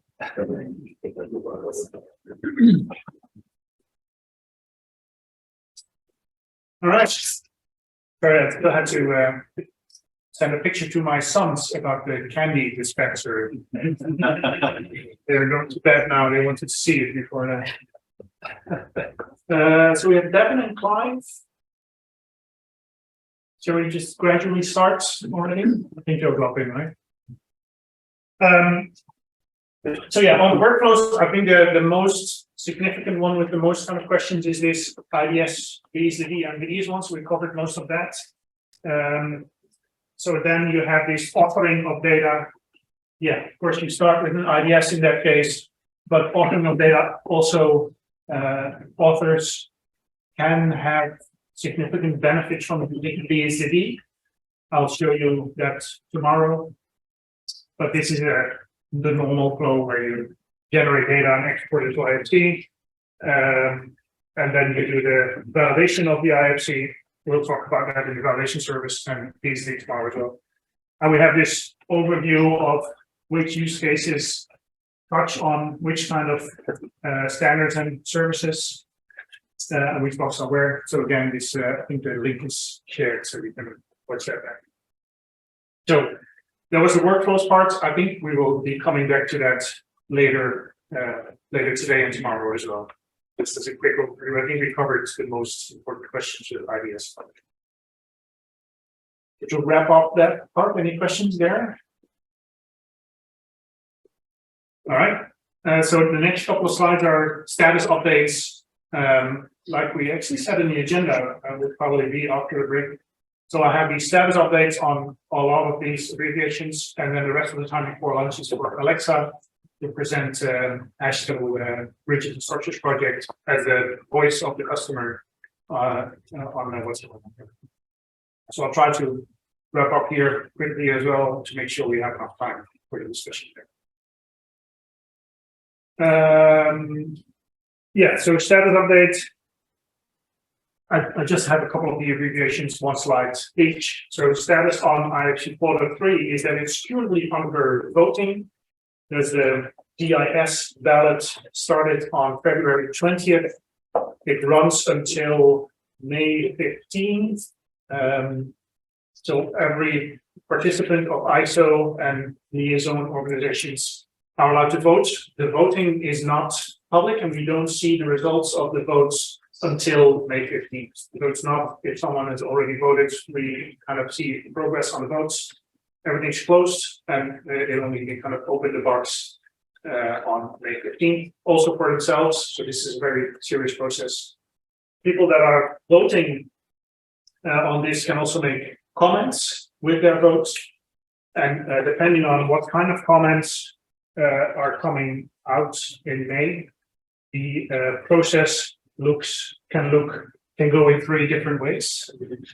So the easiest one is rejection. So if the votes basically say, no, we don't agree with this version of IFT, we start over again. So clearly we don't expect this outcome given the process and given the fact that a lot of the people that actually voting have been involved in this. So these are the two serious options, and I would say it's around 50-50, maybe 60-40 on the on these two. So what we have until here is that, like I said, February 20th, this voting starts. May 15, they open the box to see the results. Then depending on that, so if we assume that the result is yes, we approve these standards with or without comments, it's depending on the comments which route we can take. So if there's no significant comments, and there is no clear definition of what that means, significant comments. If there's no significant comments, we move on towards publication, and ISO expects that they need probably until summer October, because there's a long summer break, to actually get it on the website. What we know in May, June, after evaluating the comments, that the current version of 4.3 that has been sent to ISO and has been voted on is agreed, no comments, so we published it. So it will be published somewhere in October, probably, depending on how quick ISO is. And then we can start with ISO 4.4. The other option is that there are significant comments. And at the moment, we just don't know exactly what kind of comments we're getting. We do expect that we are getting some comments on georeferencing. There might be other comments as well on this alignment part that I think Ron was involved as well. A couple of days, there's still spatial structure things that are open. So we're not really sure if people are going to comment on that. We are pretty sure that people are going to comment on the georeferencing part. So there needs to be some kind of decision in May, June. Are we going to create an incremental update to deal with those comments on georeferencing and maybe a couple of others? So we really just don't know what comments we're getting. We only know that in May. And if we're getting significant comments where we need to have a minor update, then we start an FDIS voting process. So currently we're in the DIS voting, and then we're starting an FDIS voting process, which takes another 4 months, which will bring us up to an unknown date that we will then have the updated 4.3 version. So these are the two potential tracks, and we only know which track we can follow in May or June. Like I said, it's a bit 50-50, maybe 60-40, leaning more towards this part because we know we expect there's going to be comments on georeferencing. Yeah. A related question. So that is also the 4x310 standard then that we're anticipating, or so what is at ISO now is 4.3.0.1, yes, which is still without the corrected georeferencing version that was dated September. So that's the reason why we expect comments. but if you go, if it is approved, then that is the standard. Yes. Even though we might have extensions on georeference. Yes. Is that 4.4 then, or Sorry? would that become 4.4? Yeah, that's my question. Yeah, that is, so the official answer is that probably the standards committee has to decide on that.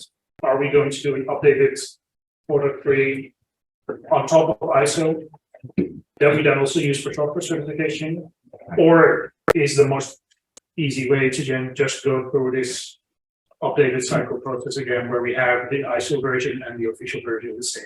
It will take a little bit longer, but we also do know that when we start here, we can publish it already and start software certification. Because we're pretty sure that then when it is eventually being published, it is the same as what we submitted. Yeah, I guess you have to just make really sure that all software vendors understand exactly what version we're supporting when. Exactly. Yeah, because otherwise we're not going to talk to someone. Yeah, there's also another question on the 90 meter for, I think it's on tomorrow or later today. What should we actually do with updates on IFC4? So there's a couple of updates on IFC4. Are we're going to put that for ISO again? Or we just updating that and updating software certification? How should we be dealing with that? And again, we have ideas on this, but we really need your input on that as well. Questions? So I mentioned software certification. I think it's assuming that we have whatever comes out of this, we probably have a stable version of 4.3 around this summer that we can start using for software certification.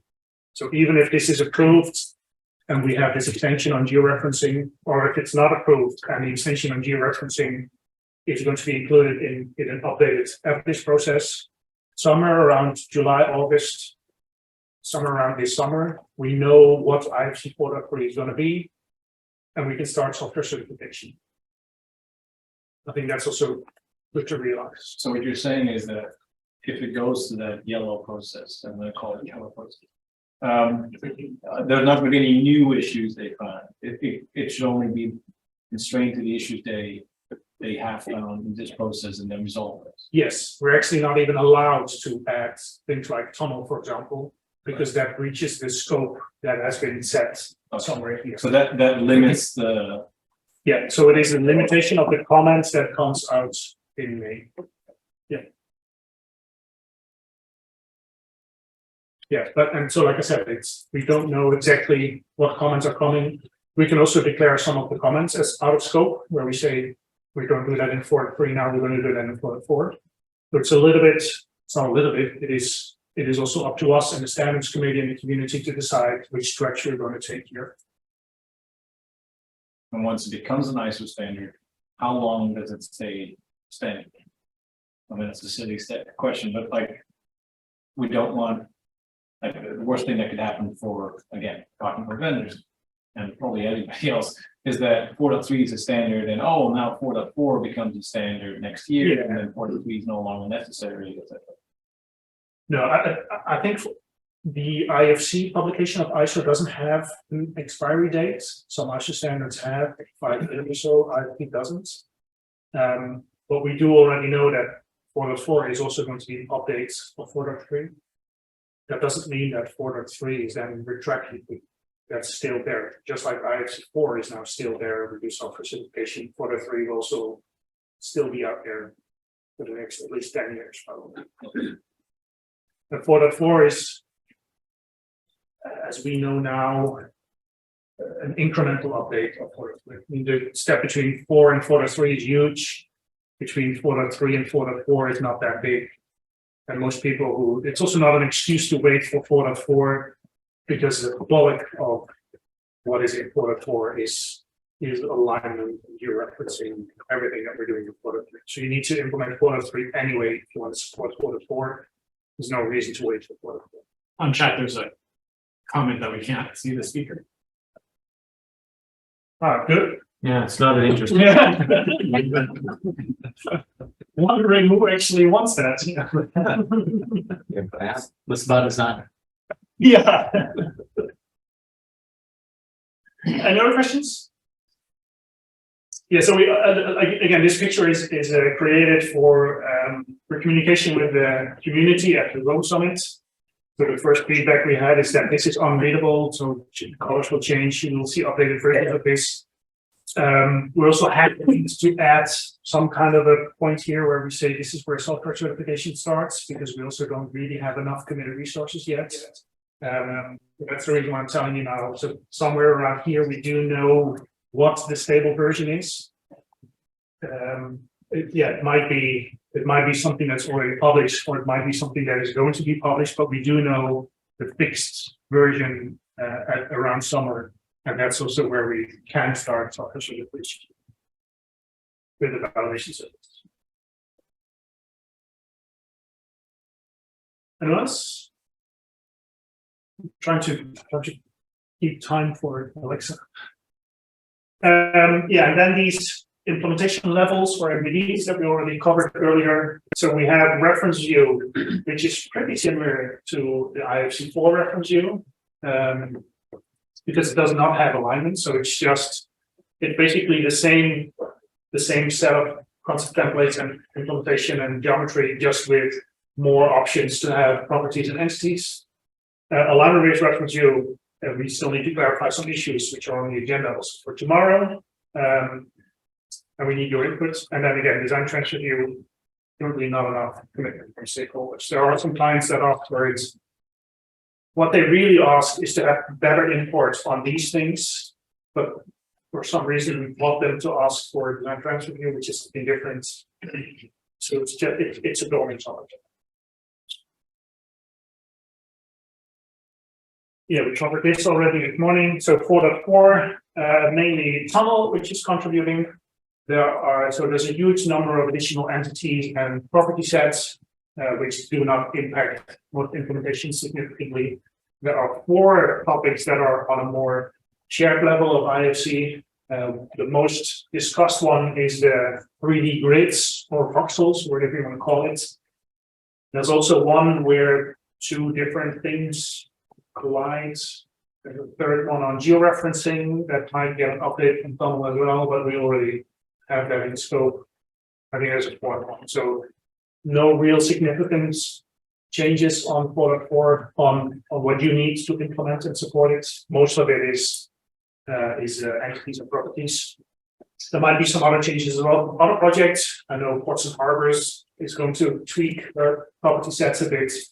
We have a quite active electrical room now that on new ones basically says that everything electrical in IFC sucks. It hasn't been updated for 15 years and needs strong updates. So depending on how fast they operate, we might want to include parts of that in 4.4 as well. With as long as it took to publish 4.3, considering 4.4 might be out there so long, what is the intent of looking at NAD Ref 22, as they call it now, that's going to come out in 24, which is the new coordinate system basis in the US? I have no idea. Because it changes everything. It changes everything greatly. That would affect georeferencing. Yeah. Big time. That's interesting. Yeah. Oh, it's very interesting. Some might say exciting, some might say, oh shit. There's a synonyms you can be. Maybe we can take, that's a good topic for the implemented forum session tomorrow, but we had this georeferencing extension in IFC for the tree that is supposed to allow multiple projected coordinate system to be expressed and described. And maybe we can do an analysis to see if this new coordinate system, sorry, I don't know what I'm talking about, can be covered by these new georeferencing extension. You got to have, yeah, you got to have additional fields for especially time, because the new one is, satellite based, and so it takes into consideration the cross shift. Okay. And so time is what transformation you have to make from one data set to another. That's not a big deal. Time it's not epoch. It's not the epoch of the we will discuss that. Yeah, but it is significant changes. It's cool, but yeah, we can make an analysis and see how if it's already covered or potentially covered or not. So good question. Any other questions on 4.4? It did mention no timeline available for this. Yeah, because it did start, right? Yeah, the stakeholders that are sponsoring the 4.4 development also want it to be an ISO standard. So the reason why this is here is because we can't give an ISO timeline because we need to finish 4.3. But they did start. Yeah, there is an active project and there's vendor engagement. And it's just a timeline of an ISO publication. You can't say anything about it because you don't even know the 4.3. And we can't start with 4.4 before 4.3 finishes, which shouldn't allow an update of the standard that hasn't been published. Is the project fully funded? The project is fully funded. The tunnel project is fully funded. The tunnel project has the biggest contributor to 4.4, but the 4.4 development itself isn't fully funded yet.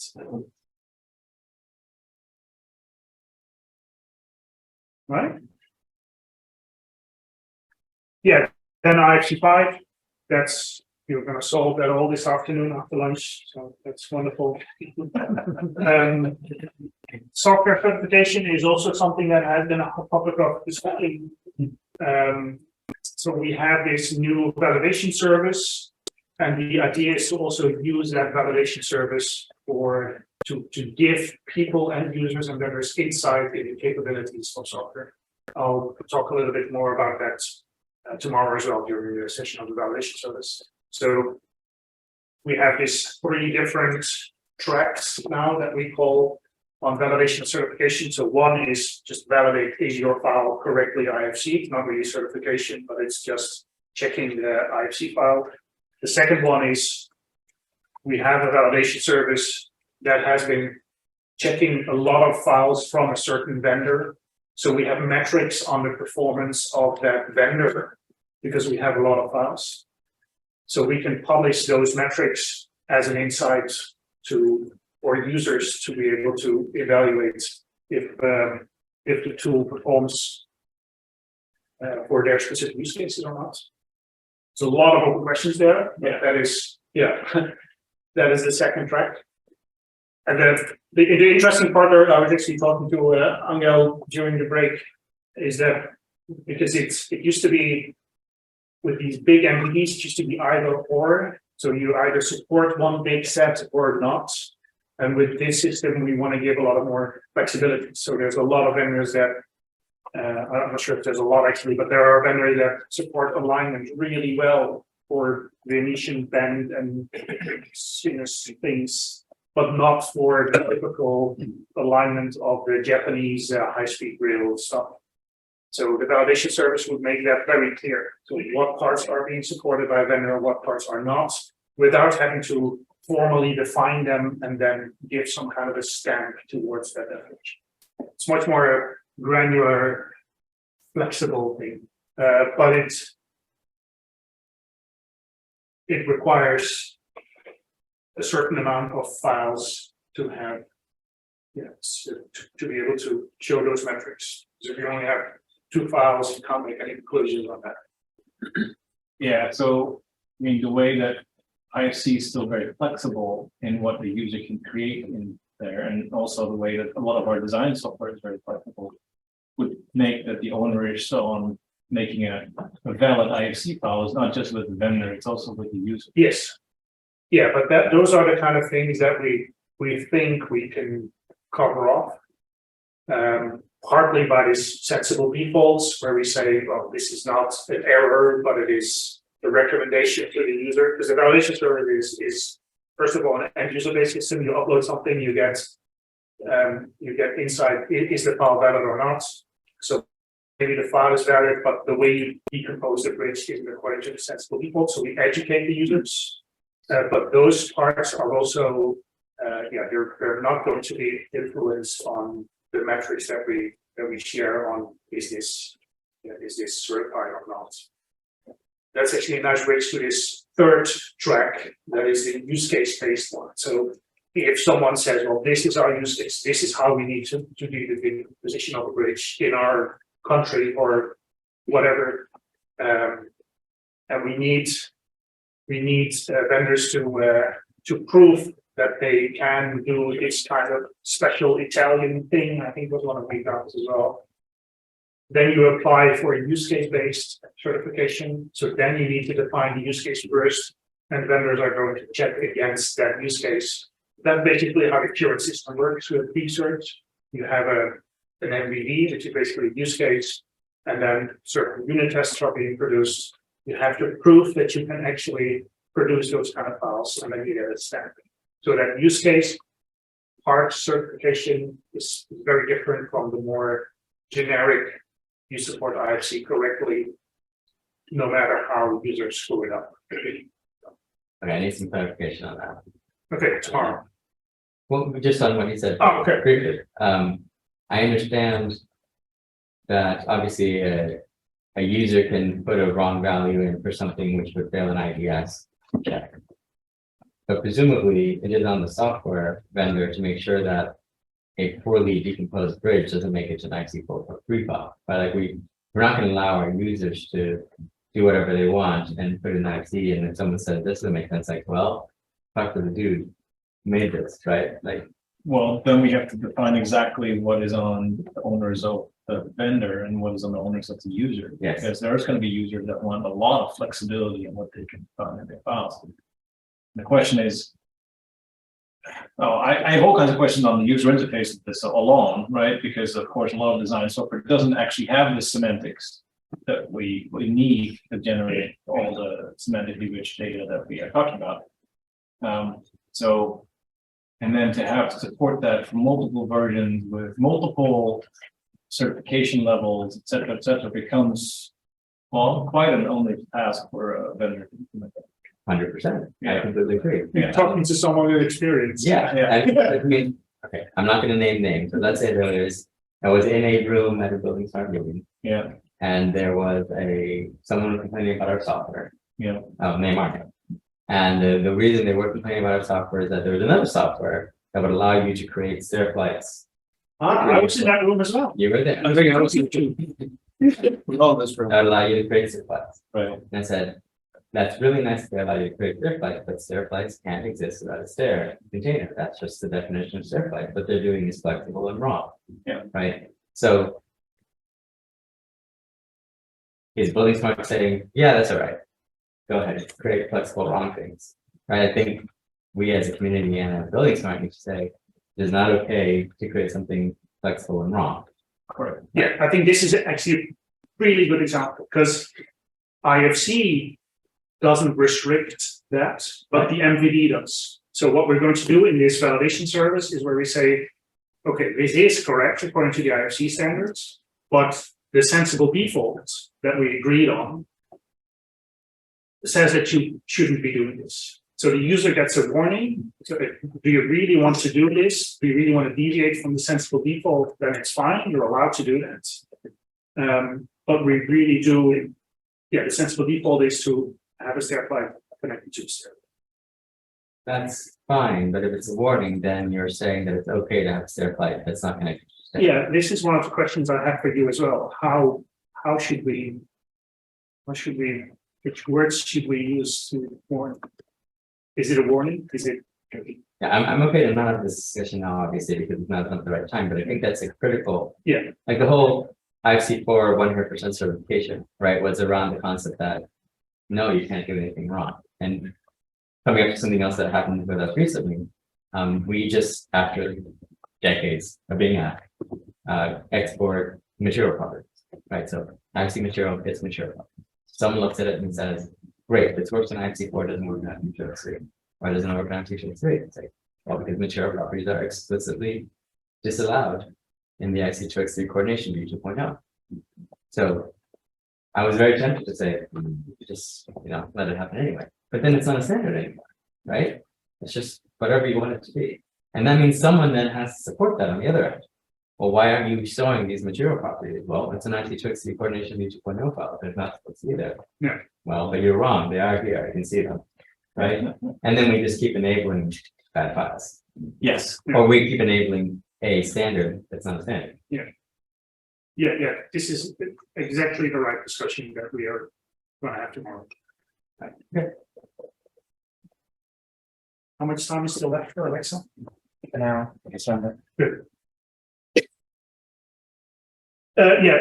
Also one important comment to make on this third level, so the use case certification, where you indeed do say that can't allow material properties and you can't allow stair plates to exist. Those are really, that's at the moment, that's not in IFC, that is in use cases. For 4.3, there's nothing there yet. So the current research system only works for IFC4 reference view. They haven't started setting anything up for the 3 yet. But validation service does. So there's this. I think it makes sense also to do the more generic IFC 4.3 first, and then move on to more detailed use cases. There's also on software certification a wider picture. Like I said, we are already also trying to develop this software development kit for IDS to help vendors implement IDS more consistently. We're thinking about API certification with BCF and the other APIs. There is a BSDD, there's BSDD plugins popping up that don't always support the full functionality of BSDD. So we're trying to figure out how we can do certification for that as well. So there's a lot of ideas here without resources and funds. I just want to put it out there that these are things that are on our radar and we're trying to find solutions for. IDS discussed already, so it has been sent or is going to be sent for voting to become a candidate standards. The current version is 0.9.3, I think. We're going to rename that to 1.0 when the votes are positive. So there's no changes between now and the 1.0. It's well tested, lots of software tools already being used, etc. BCF, there's no updates here. BCF is part of this broader API portfolio. We see vendors moving more and more towards BCF API and less towards BCF XML. So I think at some point we also need to have a discussion if we're going to stop BCF XML development and certification and just only focus on the APIs. I think that will be still a couple of years out, but something to start thinking about. Documents API is also an official standard now, which is kind of a lead-in towards maybe a property API and an IFC API, but you can only know IFC API when Greg solves the IFC5 issues. Putting on a pressure here. BSDD, yeah, also discussed already a lot before break. There's an old BSDD that was very different from the new one, not only technically, but also from conceptually. The old BSDD was a standardization initiative that wanted to have one big super standards. The new one is a publication mechanism for lots of different standards that can be connected.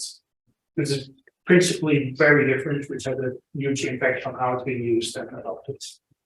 Software support is key. This BSDD is an API first tool. We have a very ugly search function. We're also not intending to improve that too much or add all of the user functionalities of the BSDD in that tool. We really want those to be developed by the vendors that create plugins. So my ideal would be that the search function that buildingSMART now has on BSDD will eventually even disappear because there will be a handful of others that are a lot better than the ones that we use. As an ideal. And the best news of the day on BSDD, we hired a new guy, Parker Tomczak. He's 1 day a week for now. During the year, he's going to increase his contract and he's probably going to be full-time by the end of the year, beginning of next year. Arthur got the role of BSDD product manager.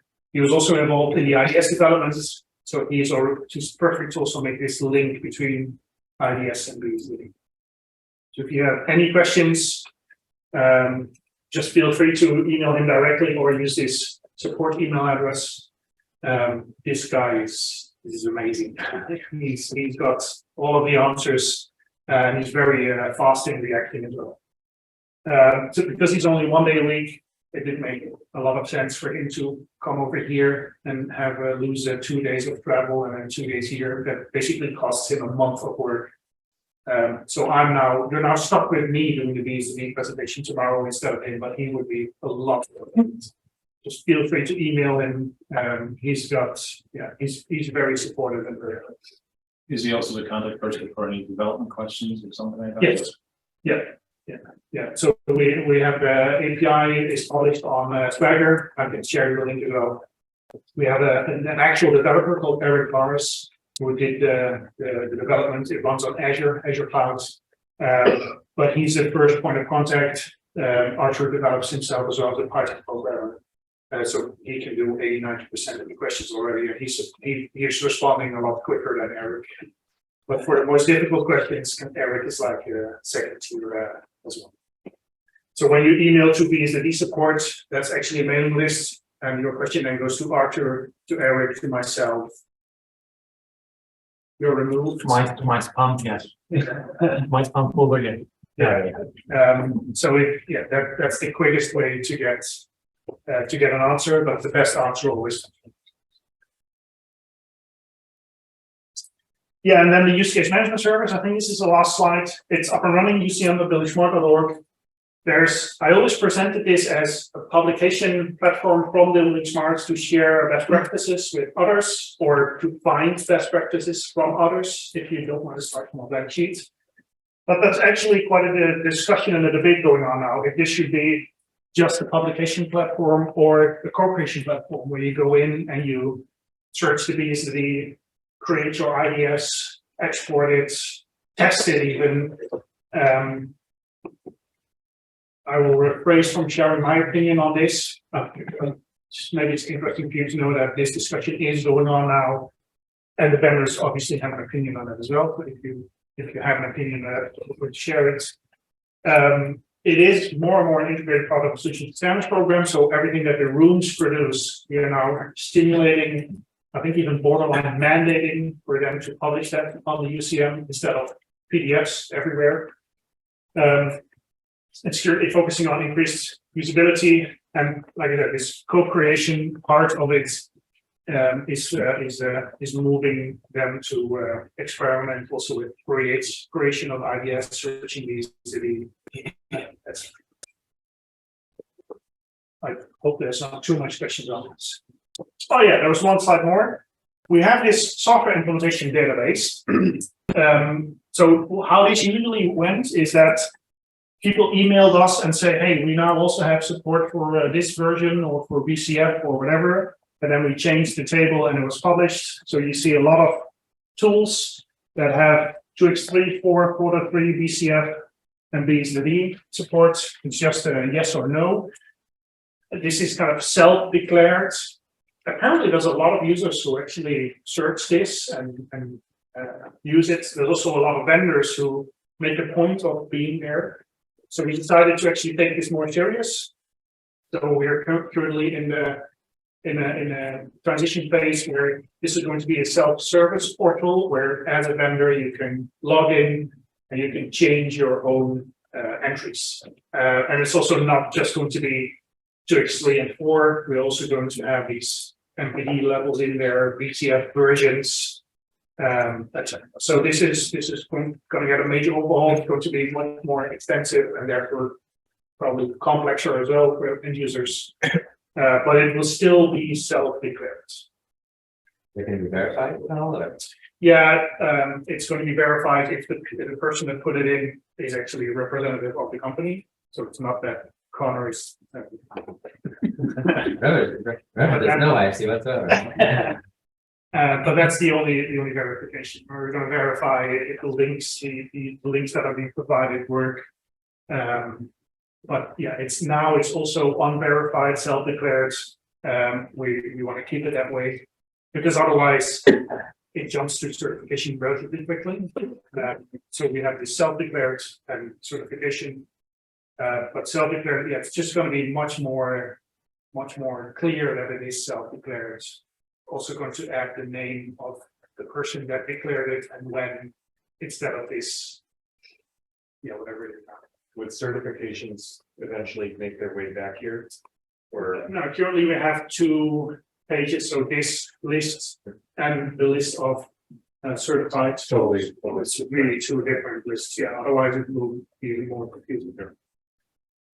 Because we understood that many end users actually start from these, because without even entering the certification discussion, they want to know which software in the market out there is claiming to implement IPC for the free, and then I'm going to give it a try myself because I don't trust certification, and that's where tomorrow we'll have discussion on validation surveys.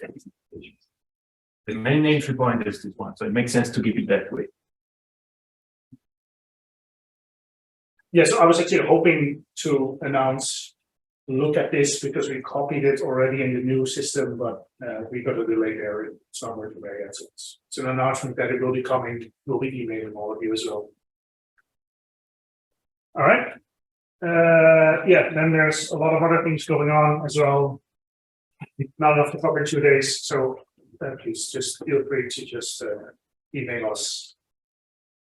Like I said, we're really trying to set this culture in the technical community where we really share a lot of opinions and it's very open. So just feel free to just email me directly. Yeah, this is for tomorrow. There's a couple of other questions there already on MVDs and evaluation service. But again, this cheeky picture of you taking the steering wheel is there for a reason.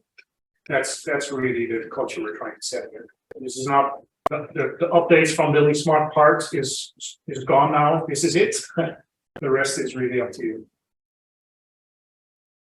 Then the next point on the agenda is Alexa, the voice of the customer. You have your slides on this? Yep. Yeah. Okay.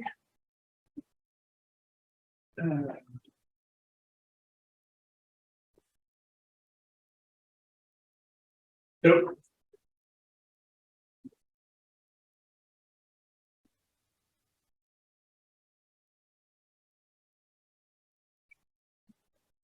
Are you introducing yourself?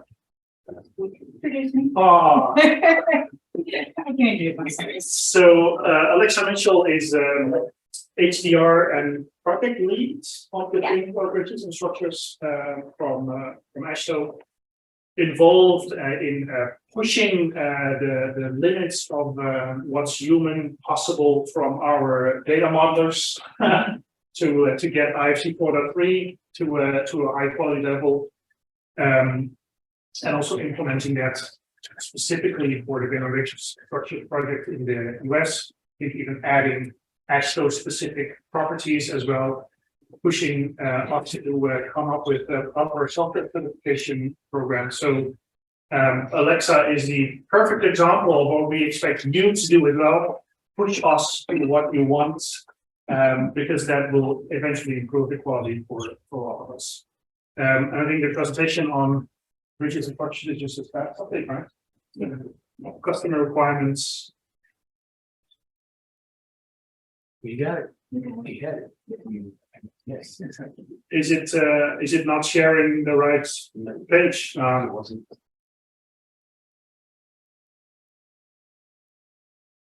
Yeah, that one.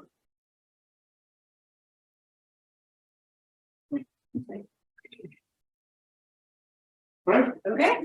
Thank you. So I introduced myself earlier too, but what I didn't say is that I'm located in the Phoenix metro area, and full disclosure, I am an engineer, not a software developer. Okay. I use the tools that you guys developed for us to do the work that we need to do. So that's my perspective.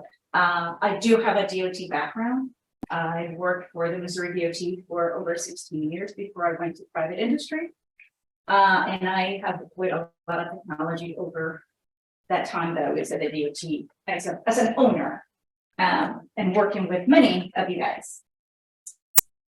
So I'll share with you a little bit about this pooled fund. We keep referring it to AASHTO, but it really is an independent transportation pooled fund where state DOTs that happen to be AASHTO members came together, put their money together and say, let's work on a common goal so that everybody can benefit from the development of this standard and everybody can use it, because when we put together our money, we can do a lot more than if I just have my $100,000 here and $100,000 there. So it's a very novel concept that we have here in the US, and it's been used a lot for other types of projects, never for a BIM related project.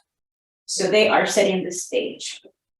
So that is the official name, is Transportation or TPF 5372, BIM for Bridges and Structures Pooled Fund. So I'll share a little bit about how this came about, the vision, the objectives, a high level overview of what the project is, some of the accomplishments that we've had to date, and where we are in our last year of the project, and some exciting news. The project has created so much positive activity and just reinforcement of what happens when people come together, that there is a discussion for a second pool fund to continue what we couldn't finish on this one.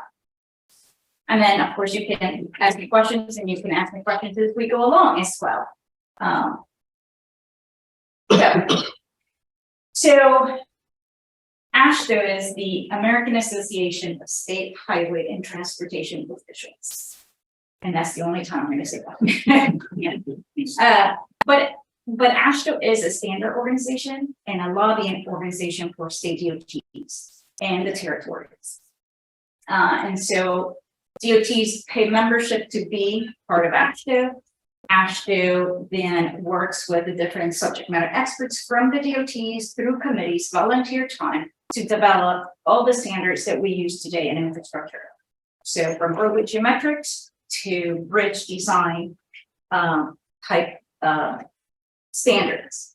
And the vision is that we have national standards for designing bridges and designing road geometrics. So we wanted to have a standard for open exchange of bridge and structured data, utilizing IFC specifically, just for the geometric models that could have the attribution that goes with it. Because what the owners want is obviously capitalize on this information through the entire life cycle. Right now, this project is focusing on that exchange between design and construction only. That is the use case. And it's very specific to enable bidding, construction, and initiation of fabrication. Okay, so that's the use case that this particular project is working towards with. Of course, like I said, there's a second phase coming up, and we haven't determined what those use cases are going to be. There is going to be a prioritization exercise, or there was a prioritization exercise a couple of weeks ago in San Antonio. And so there are some things that came to the top very quickly. So more on that probably in a next few months. So why would AASHTO want this? Why now? Well, there's a lot of things that are driving standardization. Obviously, I talked about funding. We don't have enough resources, so we want to agree on things. We want reliability of information. I want to be able to trust the fidelity of the information as I share it. And there's just a lot of technology that we use, and we're no longer in a position where we work in a particular vertical platform, or we're crossing platforms because each application does things very well for specific things, but not necessarily for other things. And so you're starting to see a combination of tools being used in infrastructure. But the other thing that is unique to infrastructure here in the US is that we want the model to be the legal document, meaning no plan sheets, no signing and sealing of PDFs to accompany the model itself. But we want the model itself to be that contractual document, that it has a high hierarchy in controlling documents. And so for that to happen, we need to make sure that people can access the information and it's reliable, that it is indeed what I delivered as an engineer, and it has my seal on it. So it better be right? I'm carrying my design intent through those files. And then of course, everybody wants to collect better as bill of records. We don't do a very good job today. It's kind of a mess, quite honestly. Some states do know a little bit better about where their infrastructure is located, and some they just have to send maintenance crews to figure out where some of this information is. So we believe that by bringing digital information on the front end, then we can ask contractors to give digital information back that we can compare to that initial model that we delivered. and record the things that changed necessarily. And then we really want to collaborate. There's just, there are so many teams that come together to provide different expertise on a project. Depending on the size of the project, you may have, 200 design firms working on a project. And so we don't have a whole lot of those projects, but there are a few. And so just being able to collaborate between stakeholders through the entire project life cycle. So the objective I mentioned, it is to adopt IFC specifically for the US bridge industry. And I want to make that distinction because this came from the Committee on Bridges and Structures in AASHTO, and they were the first group to really set this vision. And other disciplines have not made this kind of commitment yet, but I can tell you bridges have. And I imagine the roads will come eventually, but they haven't made the commitment yet, okay? That I know of anyway. But why IFC, right? There's so many other standards, why IFC? IFC for BIM data was it just checked all the marks, right? For us.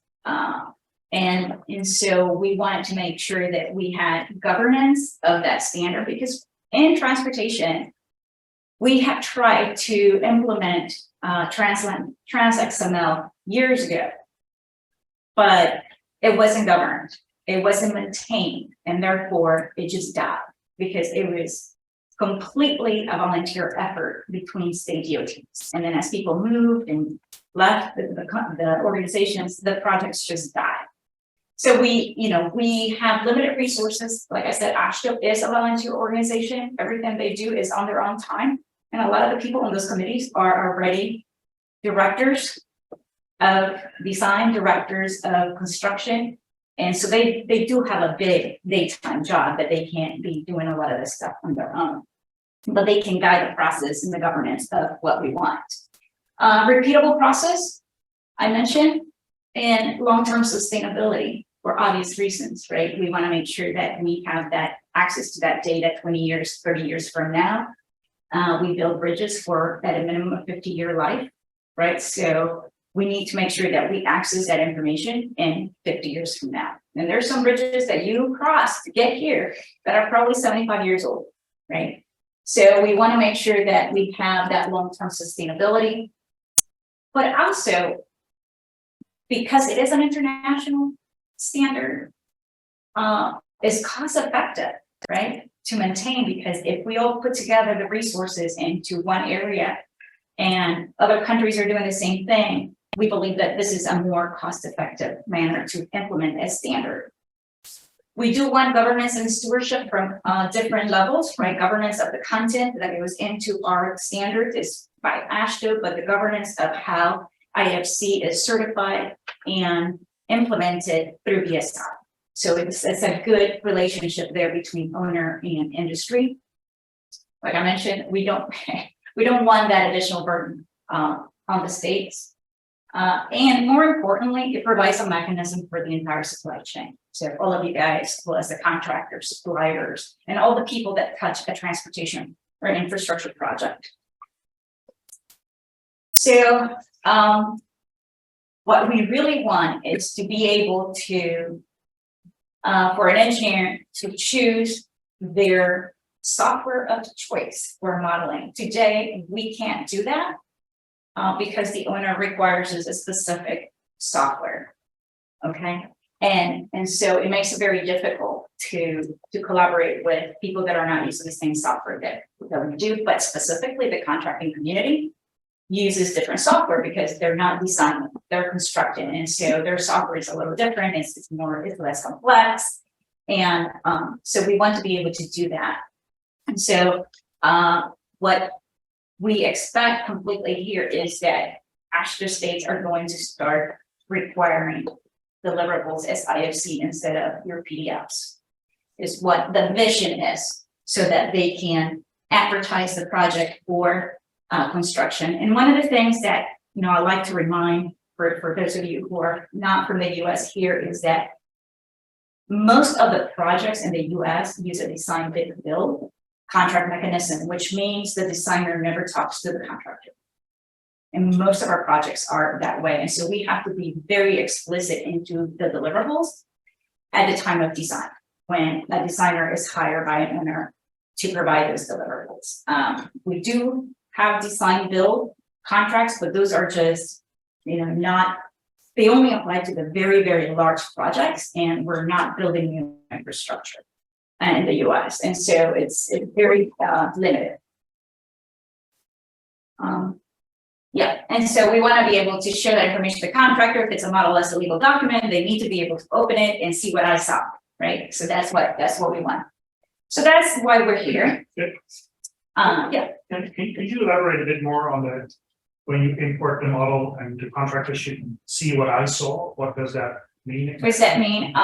We really want to make sure that, number one, they can open my files, right? Number two, that they can see my design intent as I saw it represented geometrically and the data behind the geometry, because they're going to have to use that file to prepare their bids, to do their cost estimates. So the intention is not, you talked about design transfer view, it's not that at all. It really is about being able to see that read-only type file. It's just for referencing my design intent. Just like I give you PDFs today for my plan set, instead of giving you that, I'll give you IOCs, and you should be able to get the same information that you got from the plans before, from the model files that I delivered. And is it the primary use case is then to have sufficient information to do the bids, or is it also the idea to use that data from the file as a starting point for the data that the contractors are actually going to produce?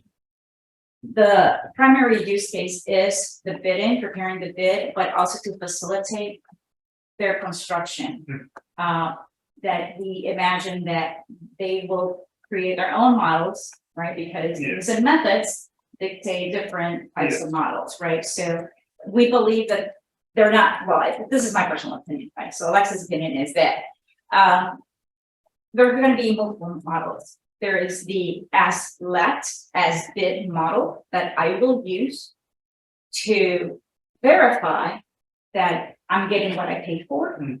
The contractor is going to create their own model for their means and methods, because I don't know that, and I will never know that. And then there's going to be a third model, which is what changed from the original, right? So that's a great question. Is there any discussion on how to transfer data between the road engineer and the bridge engineer? Because there isn't really an IC file at that point. Correct. We hope that we get there. But I don't know what BIM for infrastructure is doing. Yeah, like an estimate. Is this like 2029, in the 2030s? I'm sorry, so that A year time frame, like 5 years in the future, 7, a decade, 2 how about maybe 5 years after they determine what is it that they okay. But like I said, the bridge folks had this vision for a long time.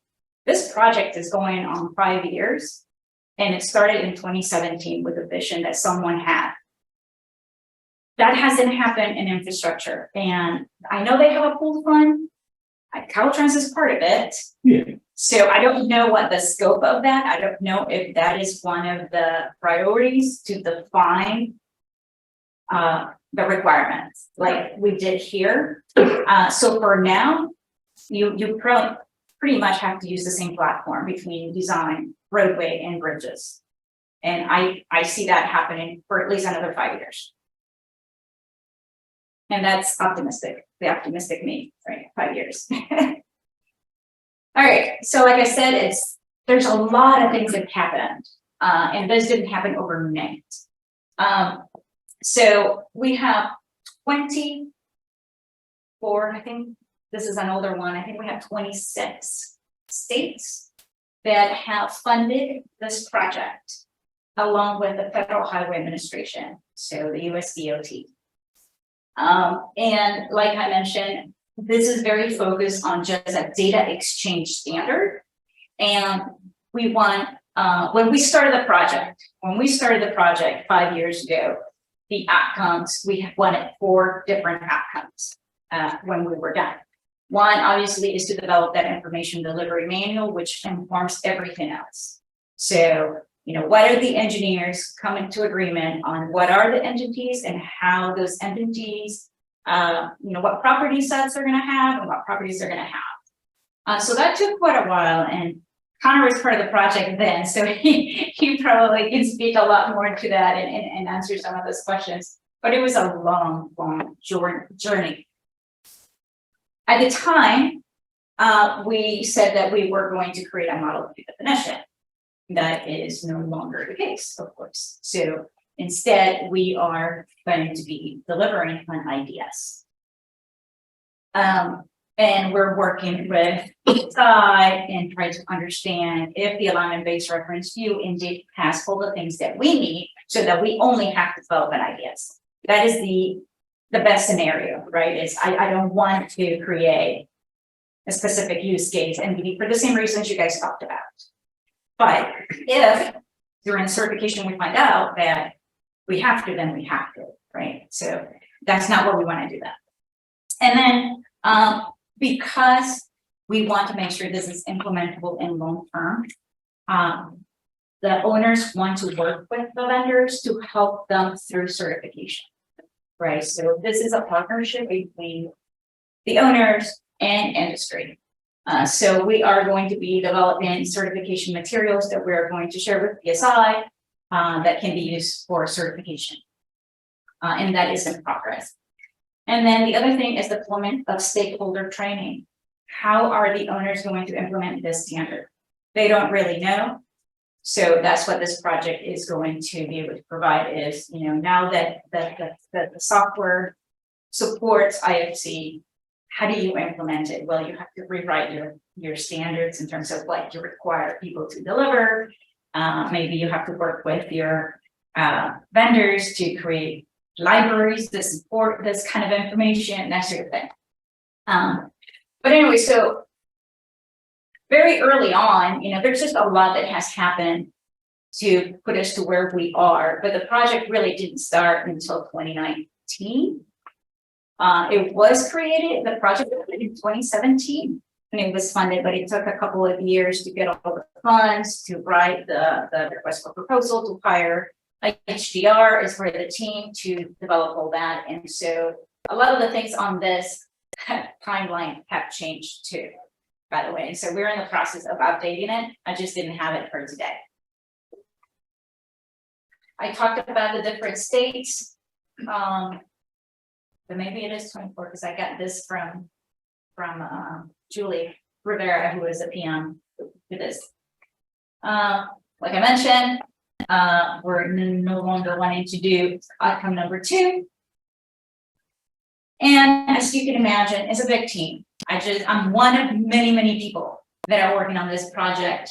And we have one of the things that was early on, we knew had to happen was that we couldn't do this in a vacuum. We had to bring industry along.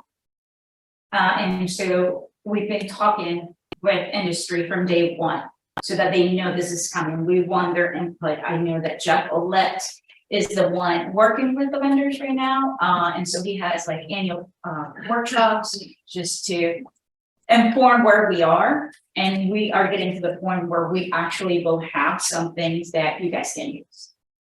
But yeah, so we have a lot of people involved on that.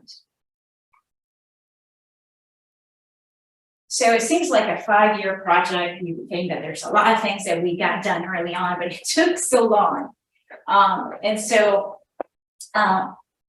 industry involvement has happened from the very beginning, like I mentioned. It's just part of it. We can't really do this without industry. We had early on a software vendor engagement plan and workshops. Basically, this is how we're going to engage with people. This is how often we're going to meet and that sort of thing. And then we also provided some recommendations to the pool fund in terms of the governance and stewardship of this standard once is done. What happens after this project ends? Who's going to govern them? So we provided some recommendations on how that could be done. And then, of course, other things going on. Year one, I know I wasn't part of the team at the time, but I know Connor, you were, and there was just a lot of exploration. What's out there? What can we use? So that we can come up with a plan. But the majority of the work really has been on this, what we're calling IFC development, but it is creating the information requirements and coming to a consensus on what that is. So there's just a lot of things that happen, process mapping, and now working on the unit test instructions. And then there's just other things that are in progress. We have a website. Beyond that and the workshops that we've had with the vendors, there really hasn't been a whole lot of interaction, just because there wasn't anything to show until now.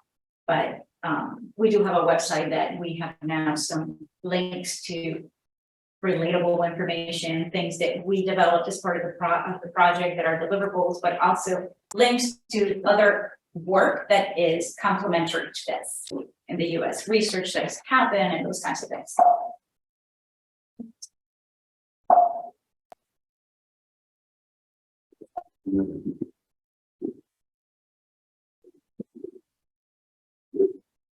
Thank you.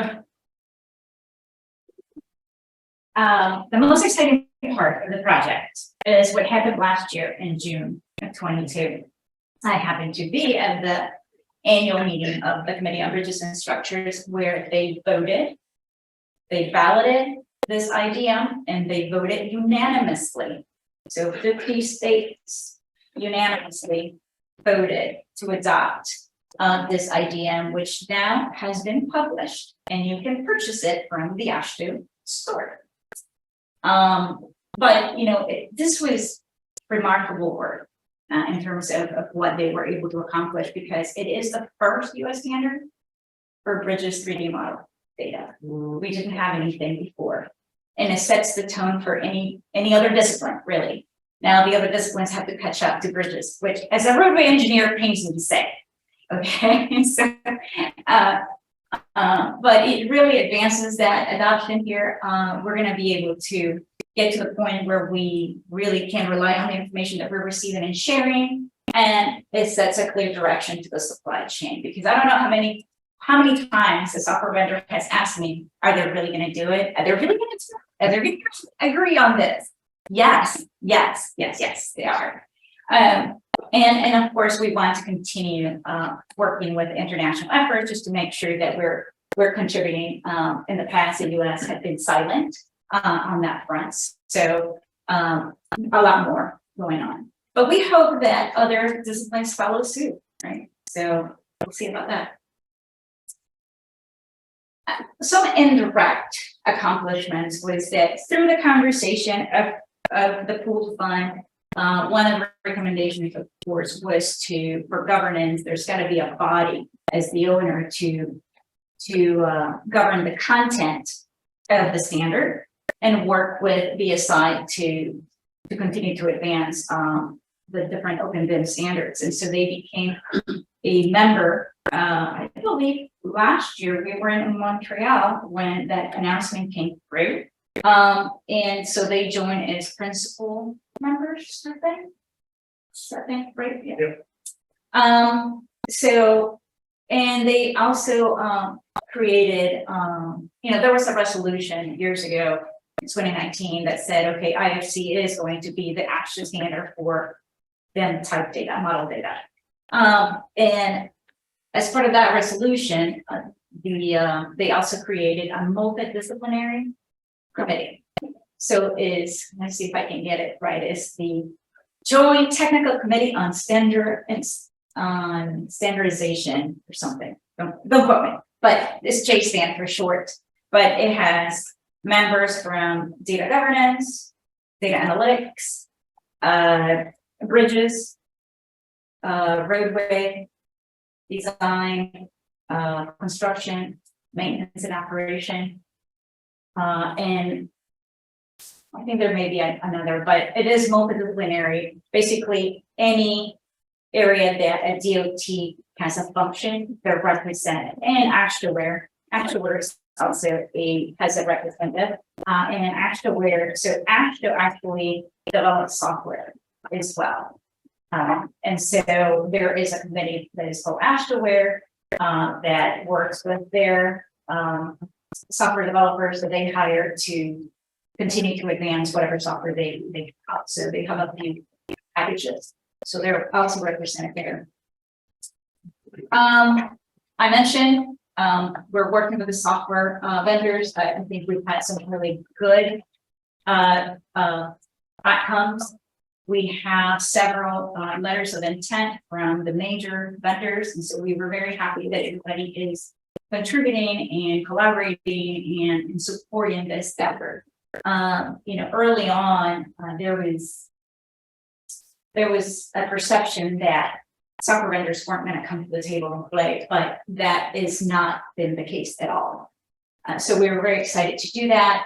Obviously, we want to help through that certification, which you guys are going to be talking more about tomorrow, and that's why I'm here. I want to learn a little bit more so that I can inform our clients on what we need to do. And we continue to provide training as much as possible between all the parties. Where we are is so far, we have created the IDM, of course, and all the process maps that have to be part of that to understand all the data exchanges. And we are in the process of creating the ideas and have developed those preliminary use case requirements for what we're calling design to construction. So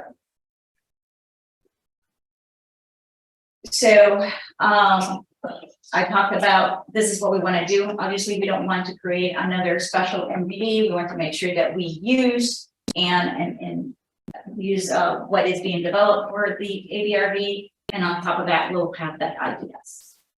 And that IDS, what is interesting is that it's going to be used by all the OTs.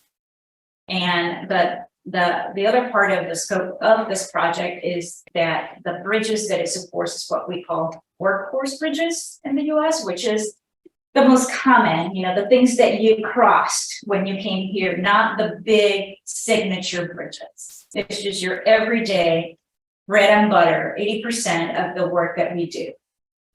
So that was, we kind of confined our use case to those types of bridges, because in all reality that we're not really building new bridges, we're replacing bridges with maybe total new bridges, but we're not realigning things. We're not just creating a new bridge from scratch anymore. So just not going to have a lot of new infrastructure. Of course, this presentation, of course, is used for other purposes, but you guys understand all of this much better than I do. But we, like when we started, we didn't really know what was going to happen once that the new policy came to be, but we've been communicating a lot with Léon and van Berlo and other folks, and so I think we do have a path moving forward, and we're getting better. So this project ends. Sorry, can you go back to your slide? This you said there's 50 DOTs, so 50 states that all have their own exchange requirements. No. They're all going to use The same. the same. Are there not any specific additions per state? Not at first. Okay. Not at first. They came to a consensus on all the different properties for their entities. Now, not every bridge is going to have all those properties, but if they do, these are the properties that they have. Very nice. So it's we really want to get away from making something special for a project. Every project, if it has a bridge and it has this property, it's going to be this, right? If it has this component, obviously. So that's what's exciting, right? We just, they may create IDSs that are specific to add things, but in terms of basics, we want to make sure that we use the schema and the reference view. The alignment-based reference view, because we can't maintain it. So we have to rely on that infrastructure. So But I do imagine that states will add IDSs because they'll want different properties and things like that. So the project is 5 years long. My contract expires January 31st of 2024. So we have to be done with all this by the end of then, but we have a lot of dependencies, right? And it has been back and forth, and we continue to monitor all the advancements, all the things that we have control over. I'm sure Leon is tired of all my emails because I constantly email him, asking him questions, and is this going to be done, and all these other things. But there are a lot of dependencies, which is one of the things probably that Pool Fund doesn't like, that we're not moving as fast as we should have. And so they're very eager to put it into practice. And so, but you can see, you know, it is what it is. Unit test suite, what is that going to look like? Jeff Ouellette's been working with several bridge engineers to develop the content for these instructions. So, you know, diagrams and tables, and I believe he shared the ledger with the vendors at one point of what he was going to include as part of the instructions. And so those are coming your way. There's a few that have been created, but as you can imagine, it takes a lot of effort to create these instructions in plain English so that everybody can interpret them, and then of course try to map to the IFC entities and properties as much as possible. And that probably should have been earlier. I mentioned the scope of this project is work post bridges. Originally, we have 7 bridge designs that were identified by the states that came from actual projects. But after the first iteration of those instructions, we identified a lot more. So now there are 16. But our goal is to take care of the first 7. And if we still have time to do the others, we will, but it technically is sort of out of scope. So there's just a lot of levels to test. And I'm sure you guys know Jeff Ouellette. He's the one leading this. So if you have any specific questions about this, I'm not your guy. I'm not your girl. So so he has 4 levels. And he originally identified 135 tasks. I don't know where he's at now, but that ledger has been shared with whoever's representing you on the bin for bridges and structures. And so we provide some examples of what that looks like. And to the exciting parts, what's next? What happens when we're done and we walk away? Well, hopefully there is a part 2. So the Pool Fund members are talking about a second phase. It has been posted in terms of a solicitation. So a solicitation is out on the street to ask other DOTs to commit their funds for the project. Once they reach a particular goal, then it becomes a project. And then it goes into, this is the scope of the project, this is what we want to do next, and who's going to help us with that. Everything is on the website, that, you know, on a website that you can get. This is all public information. So you can see 25 partners for phase 1. So that was 24 DOTs and the Federal Highway Administration. And it was, you know, a little over $2.5 million raised to do the project. So we have on the solicitation page is kind of an initial scope of work that we help them with to do the next phase. And we want to keep adding to the standard, right? We want to, now that we have this use case for bidding, Do we want digital mass builds? Do we want analysis? Do we want, what do we want? And so that's what the second phase is going to be, is what other uses are we going to develop these IDSs for, or the requirements in general. For each of these different use cases, I'm assuming there's a different IDS or something that you're going to deliver for that. There will be, that is my understanding. It probably is going to be additions to what already exists, right? Because if you let a bridge project, whatever you build it's got to have that plus more, right? Or other things, or whatever the case may be. So I think that that framework is in place. I think the next use cases are going to be much easier because we're not going to be starting from scratch. But the fact that we were able to reach consensus in a short amount of time is a good thing. I've been an engineer for over 20 years, and I have never seen 50 DOTs agree on something. It's funny. And that was part of what. It's funny you say a short amount of time. And I know, I've been in civil engineering software for a while, that it takes a lot longer for civil engineers to agree. But like from a software perspective, this is not a short amount of time. No, it's not. You're right. A lot.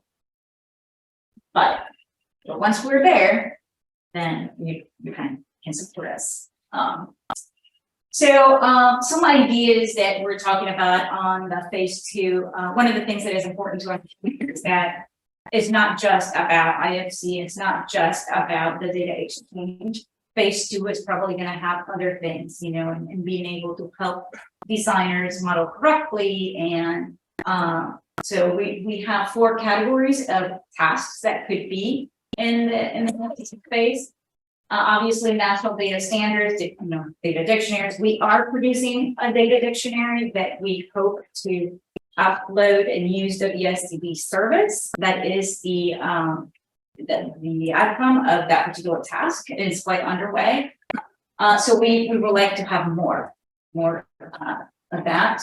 Deployment products, validation tools. I like to hear what you guys think about more automation to validate not just the data, the geometry that has been exported, but values, right? So I'm currently on a project to develop a guideline for how do you do quality management for 3D models. There's a lot of things that we check. So we check integrity of the model, we check design standards, we check CAD standards. There's got to be a way to automate all those things, right? So that I don't have one screen here and one, there's got to be another way. But we were starting some of those things. A lot of peer exchanges so that DOTs can collaborate with each other and share and learn from each other as they go through their implementation, not just of IFC, but model as a legal document in general. How are we doing? What are some of the pain points that we struggle with? What does construction inspection need? And those types of things.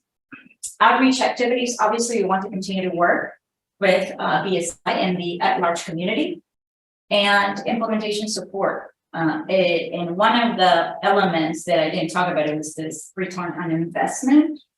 And this particular pool fund wanted to have some framework to build the business case that the DOTs can deliver a model, a bridge model. Specifically with IFC, there is a big return on investment when you use open advanced standards compared to not. So we are helping right now in phase 1 with, these are the things that you need to collect. These are the things, this is the methodology to be able to get to where we want. And then phase 2 is, we're going to try to help them actually collect the data so that in the future they can go back in time and just document the return on investment, the efficiencies, all the benefits that we claim, but we have no backup for it, right? So we all know it's efficient, we all know that there are benefits, but they're not calculated, not very well at the programmatic level. And so we explained to the pool fund that foundational activities is where we spend most of our money, right? So it's defining those requirements, reaching consensus on something, documenting process maps for all those different exchanges. You'll have to remind me, but I think in the initial study, we identified 19 different exchanges that a bridge pass throughout the life cycle. So we're only tackling one on this one, but there are 19 other data exchanges that could potentially be worked on. So anyway, so I think there's a lot of this that you guys are going to be talking about tomorrow, but maybe later today and tomorrow. So, just kind of at the end here, you know, the point product, you know, I always put it into perspective. What is it that we want out of this project? We want to be able to answer things like, how do I know the model has the data that it should have, right? Can I see an example? How do I incorporate an ideas into my state policy framework? These are business questions, right? And so the project, what I like about these pool funds is that they're about the technology, but also the business process. And because the business process should be driving technology, not the other way around, right? I should not have to change my business process because a tool doesn't allow me to do something. There's a reason to why we do certain things. And during this time, we also look at opportunities to remove things because they're no longer necessary, right, in my business process. So we look at all those things. But these are some of the questions that my clients actually ask every day. And so we need to be able to answer those questions with anything that we do, with the pool funds or with industry collaboration. Outreach activities, I think I mentioned, obviously international activities, but also one of the things we didn't do on this pool fund that we want to do in the next pool fund is actually collaborate with contractors. Now that we have something to show them and to share, we want to work and collaborate with them. Hey, can you use it? Let's do a pilot project. Let's, you know, do all those kinds of things. And then there's other industries that are doing similar things, other groups. I talked about that. There's one thing that we haven't quite figured out very well yet, and that is how are we going to sign and seal these files? We don't know, right?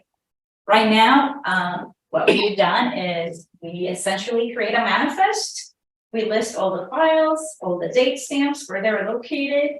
So far, it's worked, but we know it's not sustainable. That is not the right thing to do.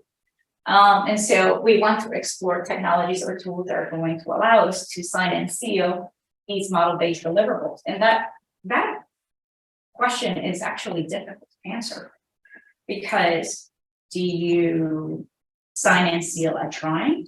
Do you sign and seal particular geometry, particular file? Because as an engineer, if I'm a structural engineer, I'm only signing and sealing my portion of the design. The roadway designer signs and seals their portion, the drainage person, you know, so it's actually pretty complicated. And so that's why it's one of the tasks is to explore what tools are available so that you can make recommendations.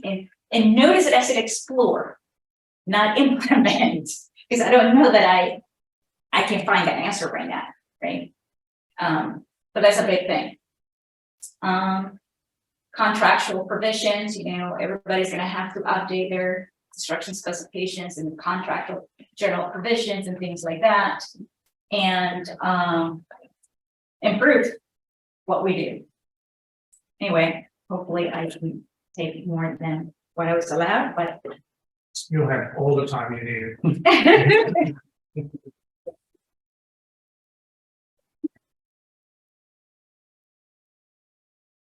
Any questions? Yeah, I have one. Yeah. How are you going to ensure or make sure that the contractors are going to be able to use the model for their building? How are we going to ensure they use it? Or they want to? Properly, like Oh. they have the tools, the appropriate training, things like this. Yeah, I think that's part of the industry collaboration and training. that, you know, we bring everybody along, that we also want to make sure that we're equitable and we're not leaving anybody behind. Because it is public works. So we need to bring everybody along, but I will tell you that I still don't know. If I give you a set of plans, how do I ensure the contractor is going to interpret my plans the way I intended it? There's no way. A model actually provides a better communication of that design intent, but it is through collaboration. The contracting community is very vocal and very involved, and it can become very political. But through collaboration, we're just going to have to figure out how we all have to get along. But screening is a huge part of that. And the larger contractors, don't worry me, are the smaller contractors that are the ones that we really need to bring along. It's an excellent question. I think part of it might be that folks who make construction management software could help those contractors interpret those models needed for estimating, which is something I hope we can do at ProWare. Yeah. So awesome stuff, true heroics, getting this out. Could you speak a little bit to kind of how you pulled it off from a governance perspective? You get a bunch of people in the room, and let's say you're trying to figure out what's going to go in this property set, or even what are the property sets. And I can imagine you had crossfire for a while. How did you structure the organization to effectively deliver on the outcome? It wasn't easy. Oh, yeah. But it really was easier than you said. Because if you can't model a bridge, you can't build it. Just think about that. If it cannot be modeled, how can I expect a contractor to actually build it on site? Most bridges, and these types of bridges that I'm talking about, they're very similar. And to your point, Ron, bridges are much simpler than roads, right? It's superstructure, substructure, and we started from the AASHTO National Inventory. What was that? National Inventory Inspection Manual. So AASHTO has this inspection manual for all bridges, all structures that are inspected annually or biannually or whatever the requirements are for this type of bridge. And we started with that as the basis, which is something they've agreed to do for many, many years. So we started with that, and then what we found in the discussion is not that they had different things, they called it different way. So being able to show someone that what you're saying here and what you're saying here are the same thing, there's consensus, right? And so, you know, I keep saying bridges and infrastructure, it is what it is. You build it, it has a part, it has, so being able to analyze it as a builder, come in and this is how I'm going to build it. I was a construction inspector at one point. How am I going to inspect this for the owner? And the type of information that I need for bidding for, you know, in this case, it was easier because it's bidding, right? So we bid concrete, we bid, you know, steel, we, you know, all those kinds of things. And so all those things come from the geometry itself. And then there's other things like pay items, specifications, and things that are built into the attributes, right? Okay, sorry. Yeah, but yeah, so that's, and I'm going to be here for today and tomorrow. So if you guys have any other questions, I'd be happy to chat. Yeah. Great job. Well, before you do that, there are other questions in the chat. Oh, So okay. if you're here, Yeah, please have a look at those. okay. Can someone send them to me because I'm not Yes. done? Yeah. Okay, I'll export the chat. okay, perfect. All right. Yes, I just got the message. They're wondering if we're coming down for lunch. I'm thinking that the answer should be yes. So let's head on out. We can go on down to the lawn where they have lunch for. There's one more thing about this. Again, Dan wants to make a picture, a group photo of us. If you want to do that after lunch outside before we come in, I think on the way down to lunch now, as we get there somewhere outside. is that, you still have that time? Well, I know that so there's an outside like vendor that brings the food, so I'm not sure if they're like partying to get out. Okay, let's do food first. Yeah. All right, yeah, so don't run it immediately after lunch, try to, let's stick together and make it report before we come.